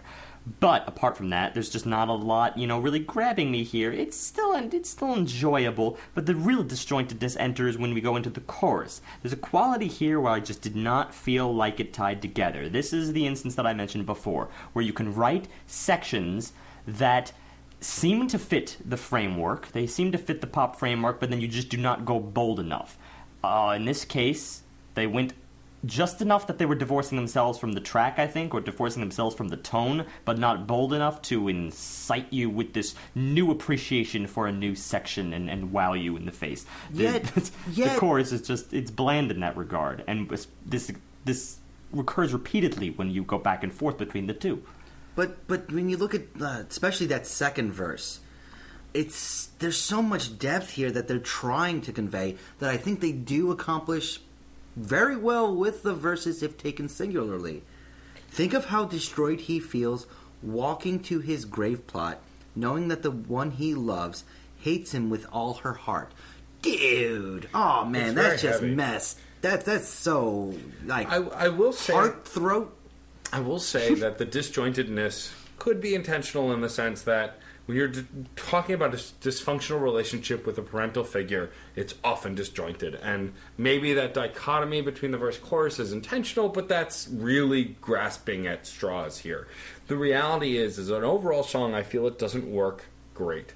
It's not awful, but you do really get knocked out of what it's trying to convey when you hit the choruses. There are cases where I can accept that kind of artistic justification, and this time I don't think it really adds up particularly well, because when you look at the lyrics here, the thought of the matter is pretty straightforward front to back. It's not as if this is going through different phases. Right. You can assume from the lyrical content that there has been different phases in the past, that there has been more hatred, but ultimately the song is really saying he did the best that he could. You are his daughter. He'd do anything for you, anything for you, anything for you. In the end, everything will be all right in the end. This is the culminating message of the album. It seemed like it should have been a little bit more organized front to back from the musical standpoint, because then we get things like the bridge. I mean, after the chorus, which feels like it just wasn't tied, it was kind of an empty anthem, we get the bridge, which is more of the rock anthem. It's a little bit heavier. Then we get these interludes. The guitars, they just sort of take these two notes and rock back and forth, and then you get some little harmonization in there, but it's not as if that single two-note motif was a strong enough thing to go back to. It's not, the same kind of motif that I was immediately drawn into back in several earlier instances of this track, like, for instance, The British Are Coming, like I've had it up to here. All of these had motifs that I could readily grapple onto on the musical front. Here, two notes in the guitar is just not really going to have it. Doesn't matter how well you harmonize with it. Yeah. But there is something that I really do want to point out, and that is, this is sort of like the antithesis of Say It Ain't So, which was just Rivers calling out his father and all the effed up stuff he went through and being so angry with him. This is the opposite. This is the pity. This is maybe a little bit of forgiveness on his behalf, but for the most part, this is, instead of being angry... It sounds pretty bitter. Bitter, yes, but more... It's not mean about it. It's not... The anger is gone. And now he's just moving on to something else. Right. I mean, I can see that. I don't know. Just overall, for me, this song fails to convey completely the emotion that it's looking for in these final moments. I do feel, though, it does give way to three very strong songs. Whoa, wait. Before that, we get some final moments here that really cement the concept I have for this album thus far. And that is the repetition of the title. That is the choir coming in and saying, everything is going to be all right in the end. That is a very important part of this song. Because while... Oh, yeah, I did mention that. I kind of glossed over, but yeah. Foolish Father doesn't have the impact, but that choir, while at times you can say it's a little hokey to have choirs, I mean, it sort of is. Here, I think it's it's just used expertly to really just to create emotion. I will say that the wrap up of the song is the strongest part of the song. I'll agree with that. It's a problem with disjointedness, and I think I'll kind of leave it at that. There's usually, you'd be on a bit of a journey by the time you get to that point, and I think that's the problem. Is that I've sort of been on a bit of a confusing journey, and again, I'm speaking strictly from the musical standpoint. Before I get to that point, that all of a sudden this sort of one last hurrah is kind of odd to me, I think. I guess, but it isn't a terrible setup for the final 3 songs of the record, which can pretty much be one giant song. So the final 3 songs of the record particularly the outro also, because there's sort of this unraveling that occurs at the end of Foolish Father, like the spaceship is landing or something. It's this weird effect. So John told me that the actual last 3 songs have a name. They're called The Future Scope Trilogy. So they're all labeled with Roman numerals. Track 11, 12, and 13 have a 1, 2, and 3 in front of them. And the first part of this 3-part track, essentially, that flow right through from one to the next, if not looking at them, you'd swear it was one long song. The first one is called 1, The Wasteland. Completely instrumental. And this is where we get a more experimental sound, at least for Weezer, in this moment. Certainly for Weezer. It's the sparse. It starts with the sparse drum work and this wailing guitar sound. It's approaching ambience, if not actually getting there. It's weird. Well, it's not ambient. There's approaching. It's saying hi, hello, we're ambient. No, the only way that frankly, I can't even entertain that because that assumes that it's melodyless and you're left with sort of just a soundscape. But the soundscape is still Weezer. It's just Weezer exploring cooler things, perhaps things that, again, I refer to the Queen-esque, Brian May-esque guitar style that their guitarist seems to be invoking. Also, just a little brief mention about the title. I was totally waiting for some kind of comparison for this to be related to T.S. Eliot's The Wasteland, but I can't find anything to that effect. Considering it's an instrumental, I doubt I will. It is giving it a soundscape, though, and I think The Wasteland is very much conveyed in the sound work. I think instrumentally, this is one of the more brilliant tracks on the record because they convey very strongly a scene just with the music. One of the reasons... Also, the guitar work, and this is where I thoroughly enraptured with this part. It's the build that the guitar goes throughout this whole 1.5-minute long song or so, continuously reaching different aspects of what they were doing in the entire album and exploring new avenues of just what their solos were. I'll tell you exactly what's happening here. The first of all, obviously we're in B flat, and it is harmonic minor here. Not just minor, harmonic minor. What's the main difference between harmonic minor? Well, you throw in a little bit of a sharp 7. This sharp 7 kind of adds a little bit of an exotic quality to just your basic minor. So then amidst this landscape, the sparse drum work kind of colors it up, and I can actually see, come to think of it, how you mentioned this earlier, John, how it comes across as being a little bit Pink Floydian. And I now see this especially with relationship to that drum work especially. But then if you're just looking at the guitars, as I said, it's really more broaching the avenue of Queen, because it's exploring some of the more exotic territory, and I can actually recall several instances in which they would kind of explore harmonic minor a little bit. But amidst that, just talking about the thing you were discussing, this sort of progressive rising. In these guitar solos, you get this scope, this intonation, this sort of whammy intonation, and the timing of it caters itself to this Queen style, but then it starts moving up in the harmonic minor scale. You move up in relative motion, which means you keep all of the notes of the scale the same, but you kind of explore the next key up. For instance, if you start up in minor, well, now you're exploring sort of a major, then you're exploring the Dorian, and then you go up to Phrygian, and you kind of explore these varying stages because you're sort of changing your tonic as you go along. Not in a brash way, because it's really just sort of moving up within the scale, but that one section you're talking about, where it rises up and it feels like something is about to lift off, where it feels like this is the great exposition for a massive epic tale. That is all utilized through this relative motion up, starting from harmonic minor. And it was a really, really cool effect. Again, not something I typically hear in Weezer. Yeah, and I think that also the song overall as a whole, even though 1.50 or so, or 1.5 minutes, really does give way to when it deconstructs. the connection to the second part of this 3-track opus, which is 2, Anonymous, it gives way to this beautiful piano, almost Ben Foldian. You said another name. Elton John. Elton John. No, not really Ben Folds. Actually, Yeah. I said specifically Elton John and Paul McCartney. McCartney. It has that piano style to it. I felt very much like I was thrown back to the 70s here. As if Queen didn't do it enough in one respect, this is doing it in another. And also contains moaning or just humming, harmonizing with everything else. The softest drums I've heard on the album, and those drums right there, as they start getting introduced and added just a little bit here and there, add a whole new level of mystique to this piece. Goes into a classic chorus build. It evolves, and this is one of the biggest thing that happens in this song. While the guitar was doing interesting things, here the guitar is the forefront of the evolution of what this piece, Anonymous, goes through.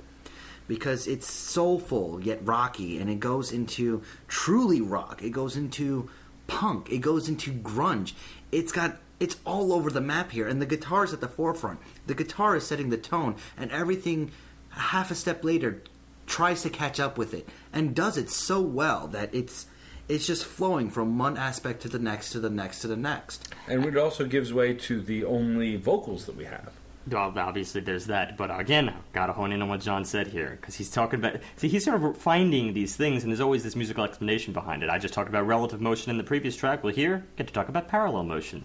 Because as we go from one section to another in this track, we start out much more positive. It's not exotic in that same harmonic minor sense that we were in the previous track. We start out more in F sharp major, just very, very unifying. So obviously, we're going to bring in lyrics here.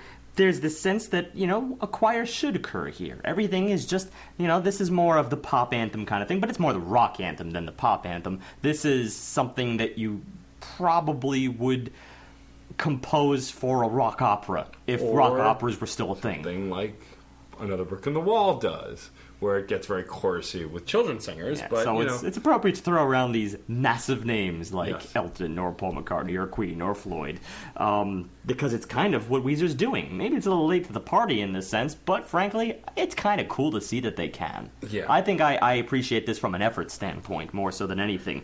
But back to that parallel motion here, because we get a split somewhere halfway through this track where all of a sudden we just change on a dime to F sharp minor. Blatantly. F sharp major, F sharp minor. This case, it's the exact opposite from what I said before. Same tonic, right? Same key. We're not moving around the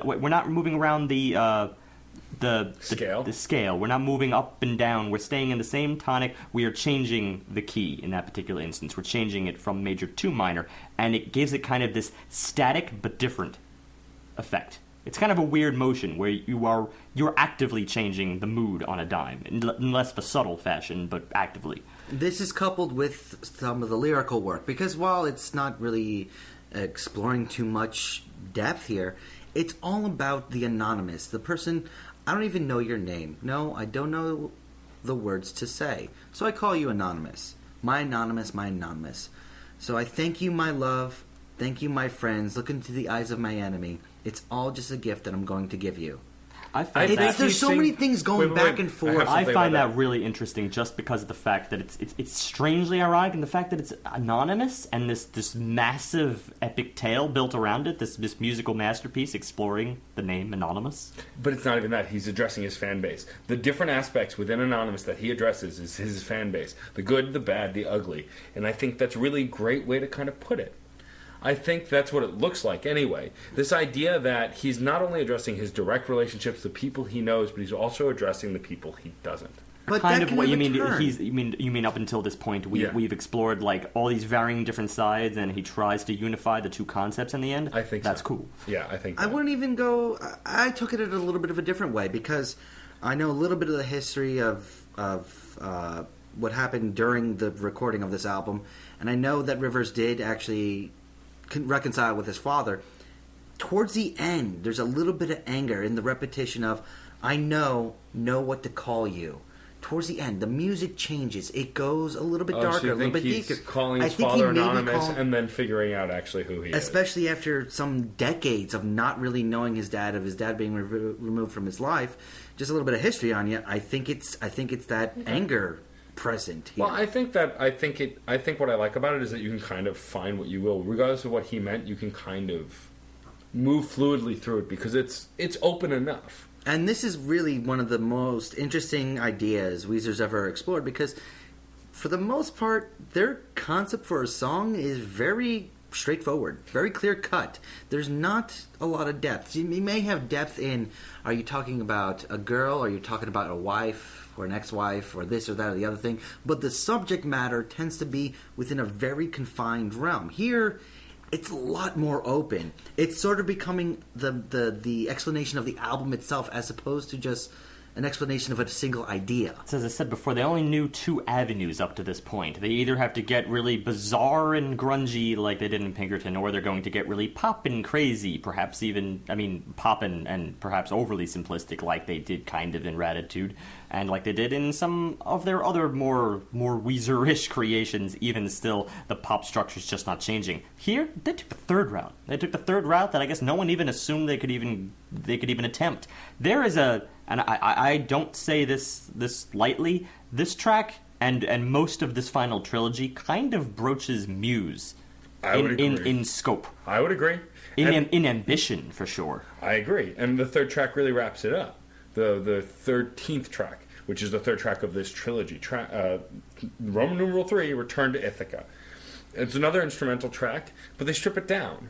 They don't make it as complex as the first two. They're bringing it kind of back home to the Weezer we know, but still doing something a little different with it. It feels almost final, but not completely. It's almost an iconic idea of what a closing is. A closing track for a story, a concert, and the album itself. It rises, it falls. It rises, it falls. It does this over and over again. You could see it from indie movies to a nice magnum opus Broadway show. There's so much going on here. I don't feel like the credits are quite rolling, but this feels like a summation. Well, this is kind of combining two different features of the previous tracks. This is, first of all, we're back in F sharp major, just like we were in the beginning of Anonymous. And then we return to sort of the relative motion that we had back in the first track, back in Wasteland. So Wasteland, we were in B-flat harmonic minor, and we were going up and down relatively. Well, now we're in F-sharp major, and we're going up and down relatively, because it's trying to sort of do the same thing in an outro sense, just as Wasteland was doing in an exposition sense. It's trying to kind of give you the super massive wrap up and explore the various sides of their particular tonic, as it were. But what I really love about this final track is the very final moments they do something that you don't actually hear a lot, and it's very simple, but it impacted me. At the end, Patrick's doing a drum roll. He's drumming around and doing a drum solo thing and hitting all over the place. You know, the type of thing that is a very concert-style arena rock wrap up to a song, building, building, building, and you usually get one final note, but they don't give it to you. I love it. He builds the drums up and then stops. And what I love about that is there's an ending, and they're saying essentially just this. This is an ending, but it's not the end. They do it just with that note. They leave the period off. If you think so. I think so. I think it's intentional, and I like that. They kind of leave you hanging at the end. It's a conclusion, but it's not the final conclusion. No, I'll buy that. And really, in many ways, this was probably the best of the trilogy. In terms of what it does, it's the most overblown. Especially during that moment when they're sort of going up relatively, there's rapid triplets on the way. 1 2 3 1 2 3 1 2. But it's over and over and over again. It's a little bit much for, I suppose, the average Weezer fan. You're so accustomed to sort of saying in this I guess kind of typical pop framework that as good as it can get, I gotta say this was one of the main problems that I had going into Weezer from the very beginning, is that, to be honest, at the end of the day for me, that is, it's safe stuff. From a lyrical perspective, they go a lot further. They've always gone a lot further from the lyrical perspective. This is something that I think is moving them in the best direction they could possibly move at this point. I mean, again, you're never going to get Blue in Pinkerton again, so drop it. Or Green, or Make Believe, or Maladroit, or... Yeah, even that stuff, that's interesting, because they were moving with the times at that point, but hell, Maladroit, I mean, that's dated for today. It's good stuff still, right? But, you know, that's not the way rock is headed right now. Frankly, I don't know where rock is headed, and rock may not even be headed in rock. That's another thing that this album kind of has going for it, which you've repeatedly cited, Matt. You know, whenever we come across a blatantly rock album that you just can't classify as anything else, well, you know what? At least it's rock. We just haven't had rock lately. Everyone's going alternative, and to be honest, I still think that's kind of the future. I still think that rock has not, you know, there's not always too much to explore in these various things that we've explored in certain respects for the past 50 years. But you know what? Weezer's proving we can still do it in some ways, and we can still do it in the Weezer way. Why don't you tell us more, Steve? No. No? I'm going last. Oh, well, shall I was kind of cueing you without cueing you. I wanted to break up my little thing, though. Oh, okay. Well, I don't want to be a wall of sound, although I usually am. Usually. So why don't you wall of sound us your wrap-up? Matt has no idea what to go with this. No idea. I need time. You need time. Okay. I'm buying time. All right. Because I'm in between this and that, so... 4.25. 4.25. Yes, this is probably a little bit unlike what our usual pattern is. Usually we give our wrap-up and then we wait with bated breath for the number. Well, I'm just giving out the number. I think this sums up pretty well what we've been saying so far. I believe this is a better-than-average album, but it has dips. It has dips, but the dips even themselves, you know, they're still enjoyable. But there's only a couple of them when you really think about it. First track, but then there's Lonely Girl, and then there's, you know, Foolish Father. Maybe one more in there, but beyond that, you're looking at some pretty damn catchy songs. Really catchy songs that I think hike this up the extra point. There's also the other thing, well, the other two things, actually, which is really the two ways in which we rate music, and it should be one more than the other. The one that's more than the other is, well, this album compared to the rest of music out right now. That's one that I'm going to actually kind of stew on for just a little bit. I'm kind of let your points deter me in one way or the other. But I've spent a lot of this talking about Weezer compared to Weezer, because I know that a lot of people probably listening to this are people that have known Weezer, and they just want to hear more opinions on Weezer. It's probably not going to be a newcomer. Again, I'm kind of an oddball for this reason. I mean, I knew their singles. I enjoyed their singles. I enjoyed them. I don't know if I enjoyed them enough quite yet to go through the discography, but for the sake of going to the concert, for the sake of this review, I was pleasantly surprised. I don't think I've ever had this sort of overwhelming, like, instantaneous... I don't even know if I want to use the big L word yet, but, you know, I supremely enjoy this band. I supremely enjoy them just as far as catchy stuff that you just don't get all the time, and they're trying to do nothing but what they're doing. That's it. They're trying to do nothing but give you a catchy song, and I said all of this in my intro, so I don't think it's really worth repeating right now. For that, I think this is the perfect modern Weezer album possible. That leaves that extra 0.75, you know, that keeps this from being an upper echelon, higher-reaching, paradigm-shifting album. I'm not sure if any of their previous material has ever quite been that, but I do believe the best of what they've been has at least been 4 or 5.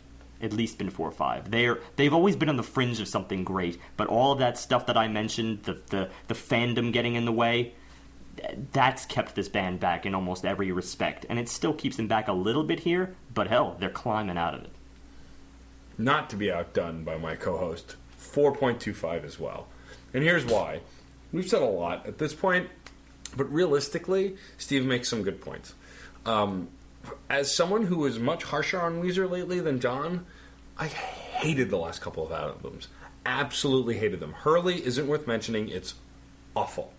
Death to False Metal, I listened to once and was horrified by. Now that said, I, like a lot of Weezer fans, we'll get into this more later, have very extreme opinions on them. There are other bands in this vein, Metallica is a big one, where fans reject very harshly big differences. The thing here, though, about this new record and why I really truly love it, and I'm not afraid to use the L word, I'm committed. I don't know. I'm just being a dick at this point. Yeah. The reason I really love this record, I think, is because it didn't give me what I wanted from Weezer. It gave me what I had no idea I wanted from Weezer. The last 3 tracks, never saw them coming a mile away, and I was blown away by them. Absolutely incredible tracks, all 3. Without a doubt, I say that wholeheartedly. This is an evolution of Weezer that I want.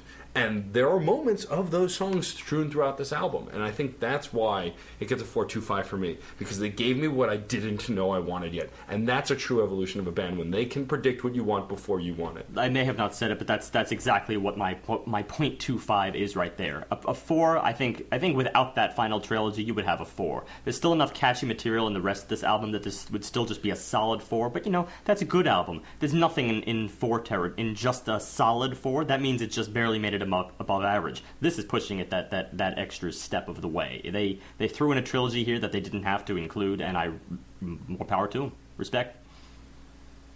Okay. This is hard. Rein in the fanboy, John. Yeah. Rein it in. No. Few facts about this album. 1, 200 songs were considered. Wow. Over 2 dozen were actually recorded. Yeah, I heard that. And a dozen of them is what made the cut.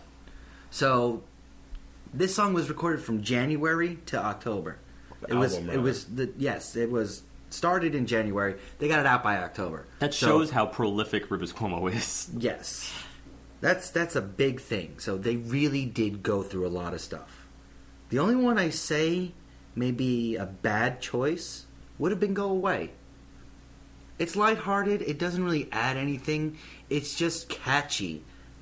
That's my big dip. But this album gave me exactly what I wanted.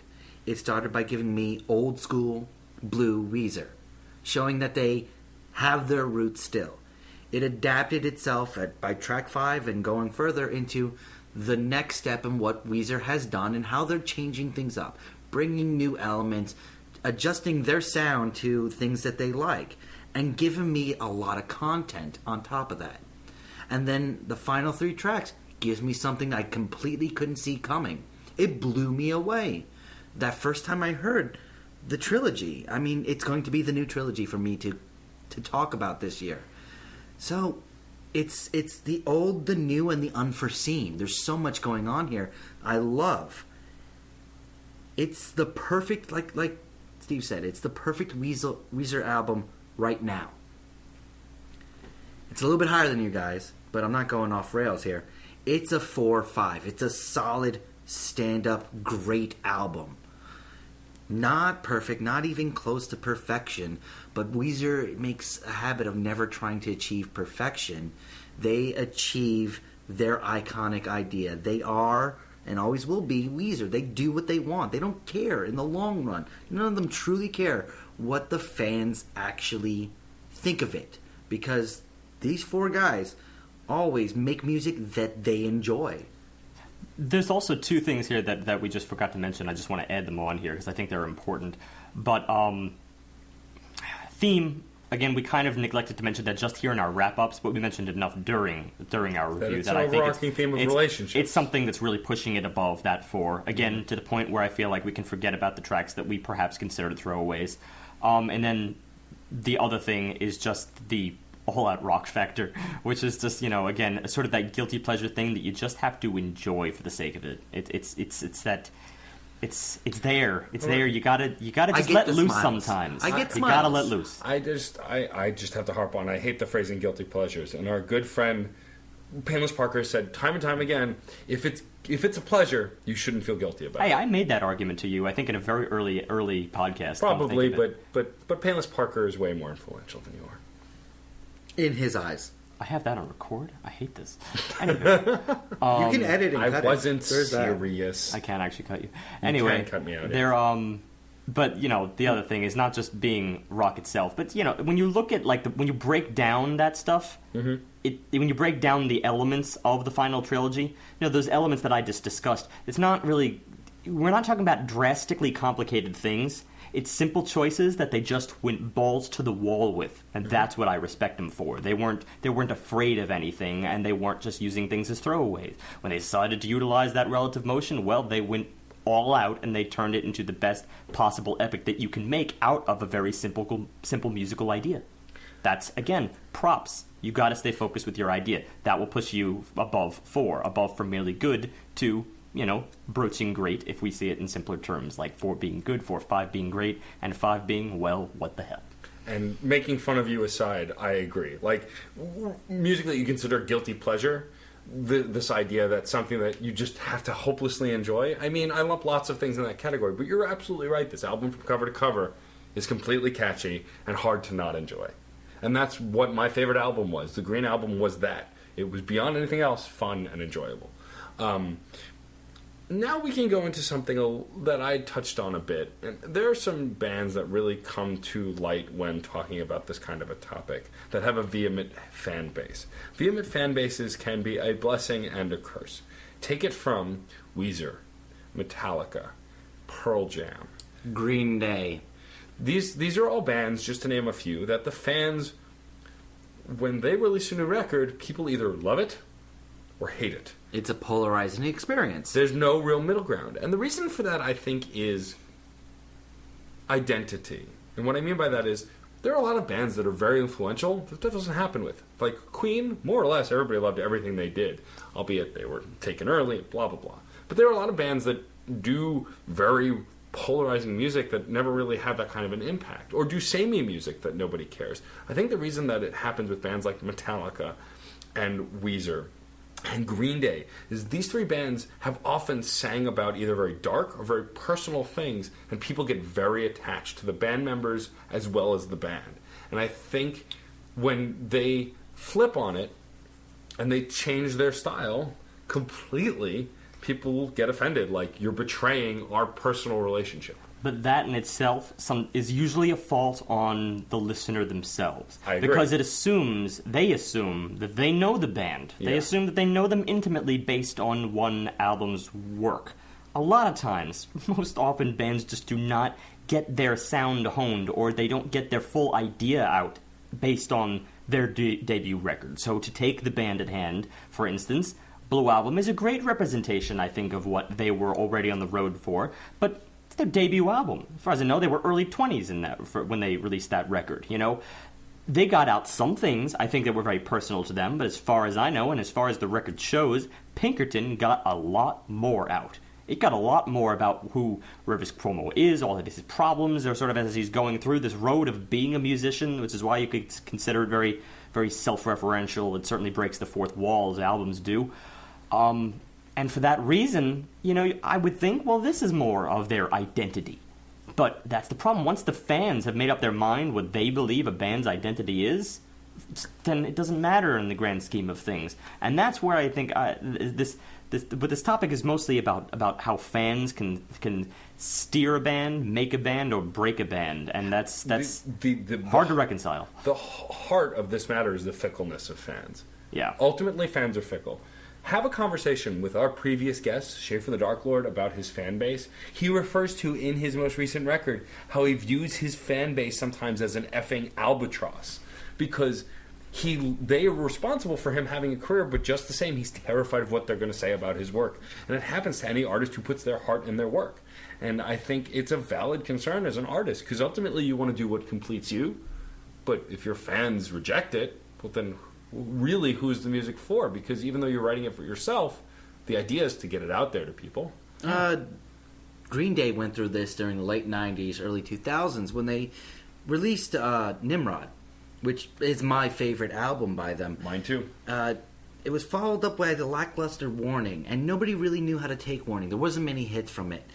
Instead of actually producing another album after that, they ended up doing Shenanigans, International Super Hits. They really didn't know what they were doing. They were scrambling for information because these were just compilation albums. They weren't doing anything big. They were trying to recapture Dookie by re-releasing Dookie. Yeah. Or Kerplunk. I mean, there wasn't anything going on here. Took them a while. Took them 4 solid years of recording. And they did lose an album that was stolen from them during that time.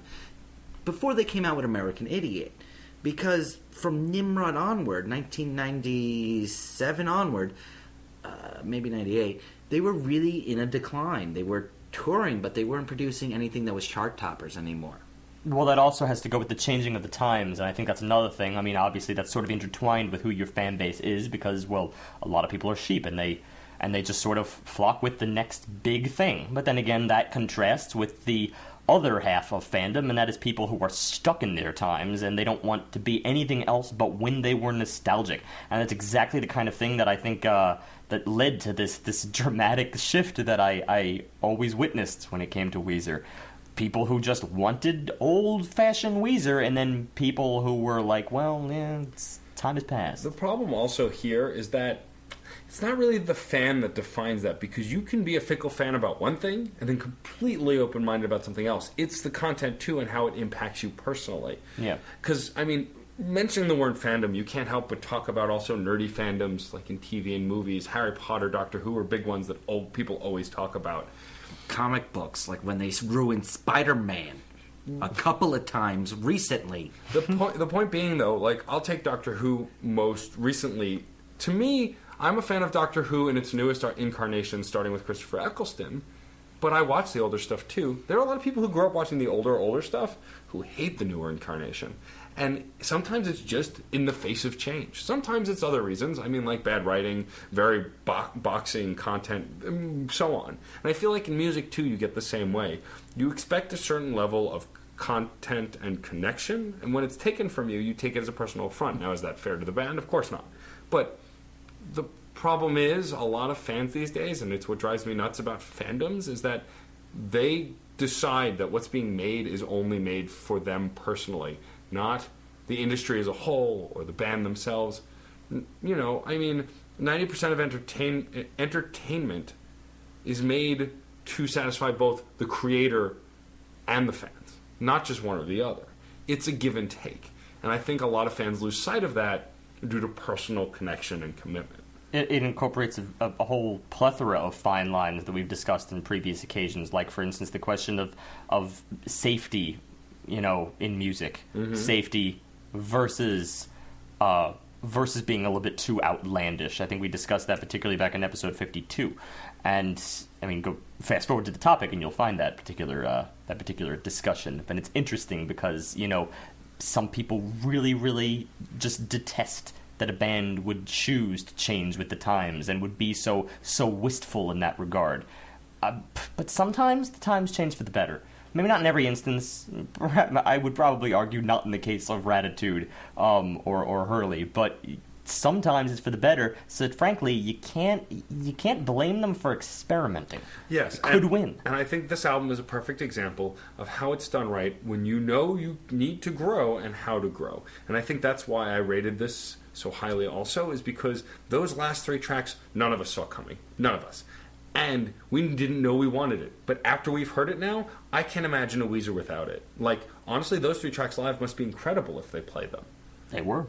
So they were indeed. It was quite the bash. And so that's he's rubbing it in. And I think that's my biggest point about should have been there. I think that's my biggest point about all of this and fandoms in general, is that it's a give and take, but you have to let art breathe. Art gets stale without it.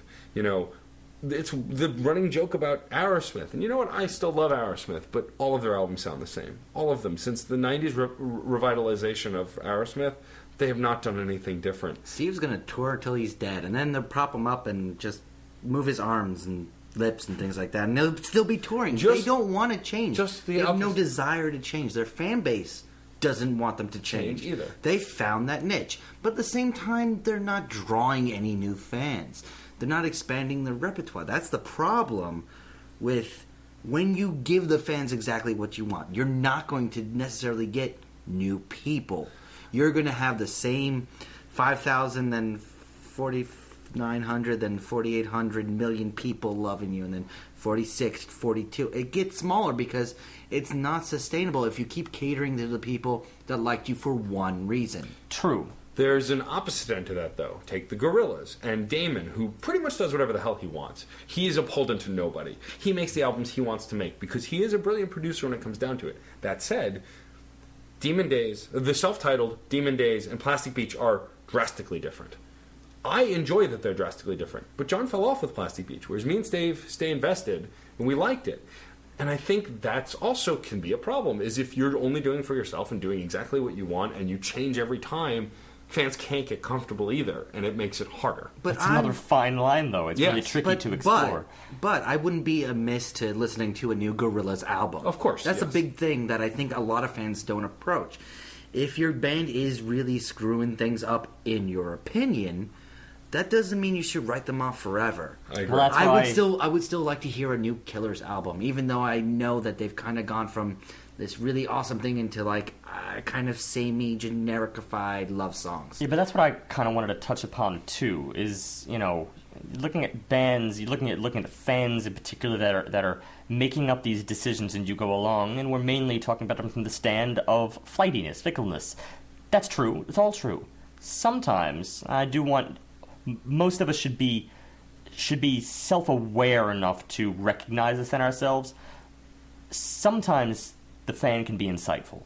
Sometimes the fan can, and I'm not saying this with any offense to any band out there, but sometimes the fan can not necessarily know you better than you know yourself, but know your place in music's time and what you are doing in music's time. Because a lot of times artists can be self-involved in this regard. Well, I'm just doing what I'm doing. That doesn't always mean that just means you're exactly that. You're doing what you're doing and that's it. Then you're not catering to anyone. You're just catering to yourself, and in a sense that can be a little selfish for something that you're releasing to a massive public, especially if you expect it to just win big. If you're doing this for yourself and you just release it and expect it to be big, then you really can't get mad at anybody. You can't. I mean, it was your work after all. So if someone has a decent critique out there for, why perhaps your album didn't make it so big, why it didn't reach the right fan bases, or why it's just not really fitting in this particular time, there can be some damn good reasons behind that. And many occasions, artists have learned a lot from their fan base based on that. I think it ultimately boils down to this, as a lot of things do: balance. You really need to have a give and take with your audience. You have to be interactive. One of my favorite nerdcore rappers who I've mentioned on the podcast a few times besides Schaefer is a guy named Adam Warrock. What I love about Adam is he releases free music all year long, but also produces records that he sells as a record and puts them out. The free tracks are to keep his skills sharp, to prove that he can write music masterfully, and to give the fans something. Whether they love it or hate it, he's constantly giving them something to chew on until he puts out his record, his focused work. Yeah. Well, it's basically creating a testing group. Yeah. Because he sees his response, and he knows they're released on what YouTube. sort of direction he gives the MP3s out for free because he often samples stuff that he can't sell because of other sampling issues. But it lets him test his target audience. He did something recently called the Rapathon, where for 24 hours, he wrote as many songs as he could. He ended up writing 16 songs. I really only didn't like 2 of them. He did it in 20 hours, I think he did it for, to raise money for RAIN, which is a anti-violence, anti-sexual assault campaign. And it was brilliant the way he did it, and he burned himself out doing it because he can. And it gave people pretty much a brand new album of just songs from that Rapathon. I think that's an example of the way to balance your fan base.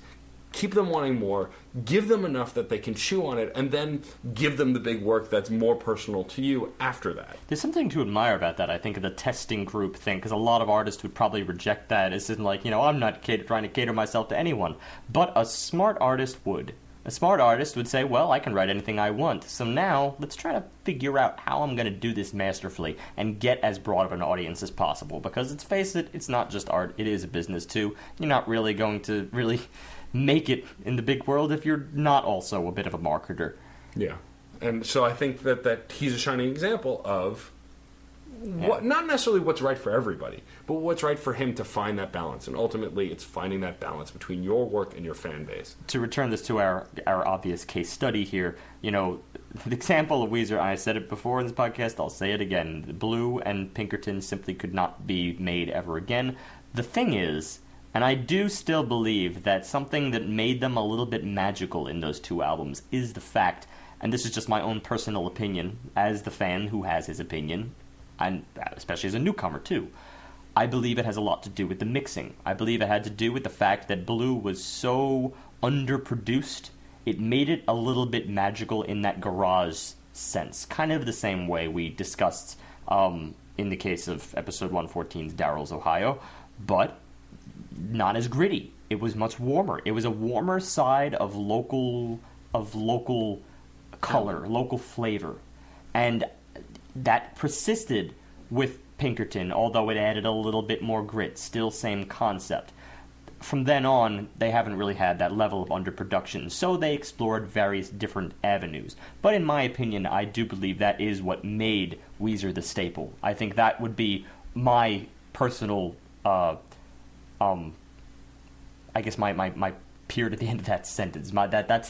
That's their place in the world, I think. And today, I think is still making great music. I think I would like to see an underproduced album. And as much as I would again, an underproduced album for modern times, who knows, it might fall flat, but I would credit them for trying to revisit an underproduced style in a 2010s world.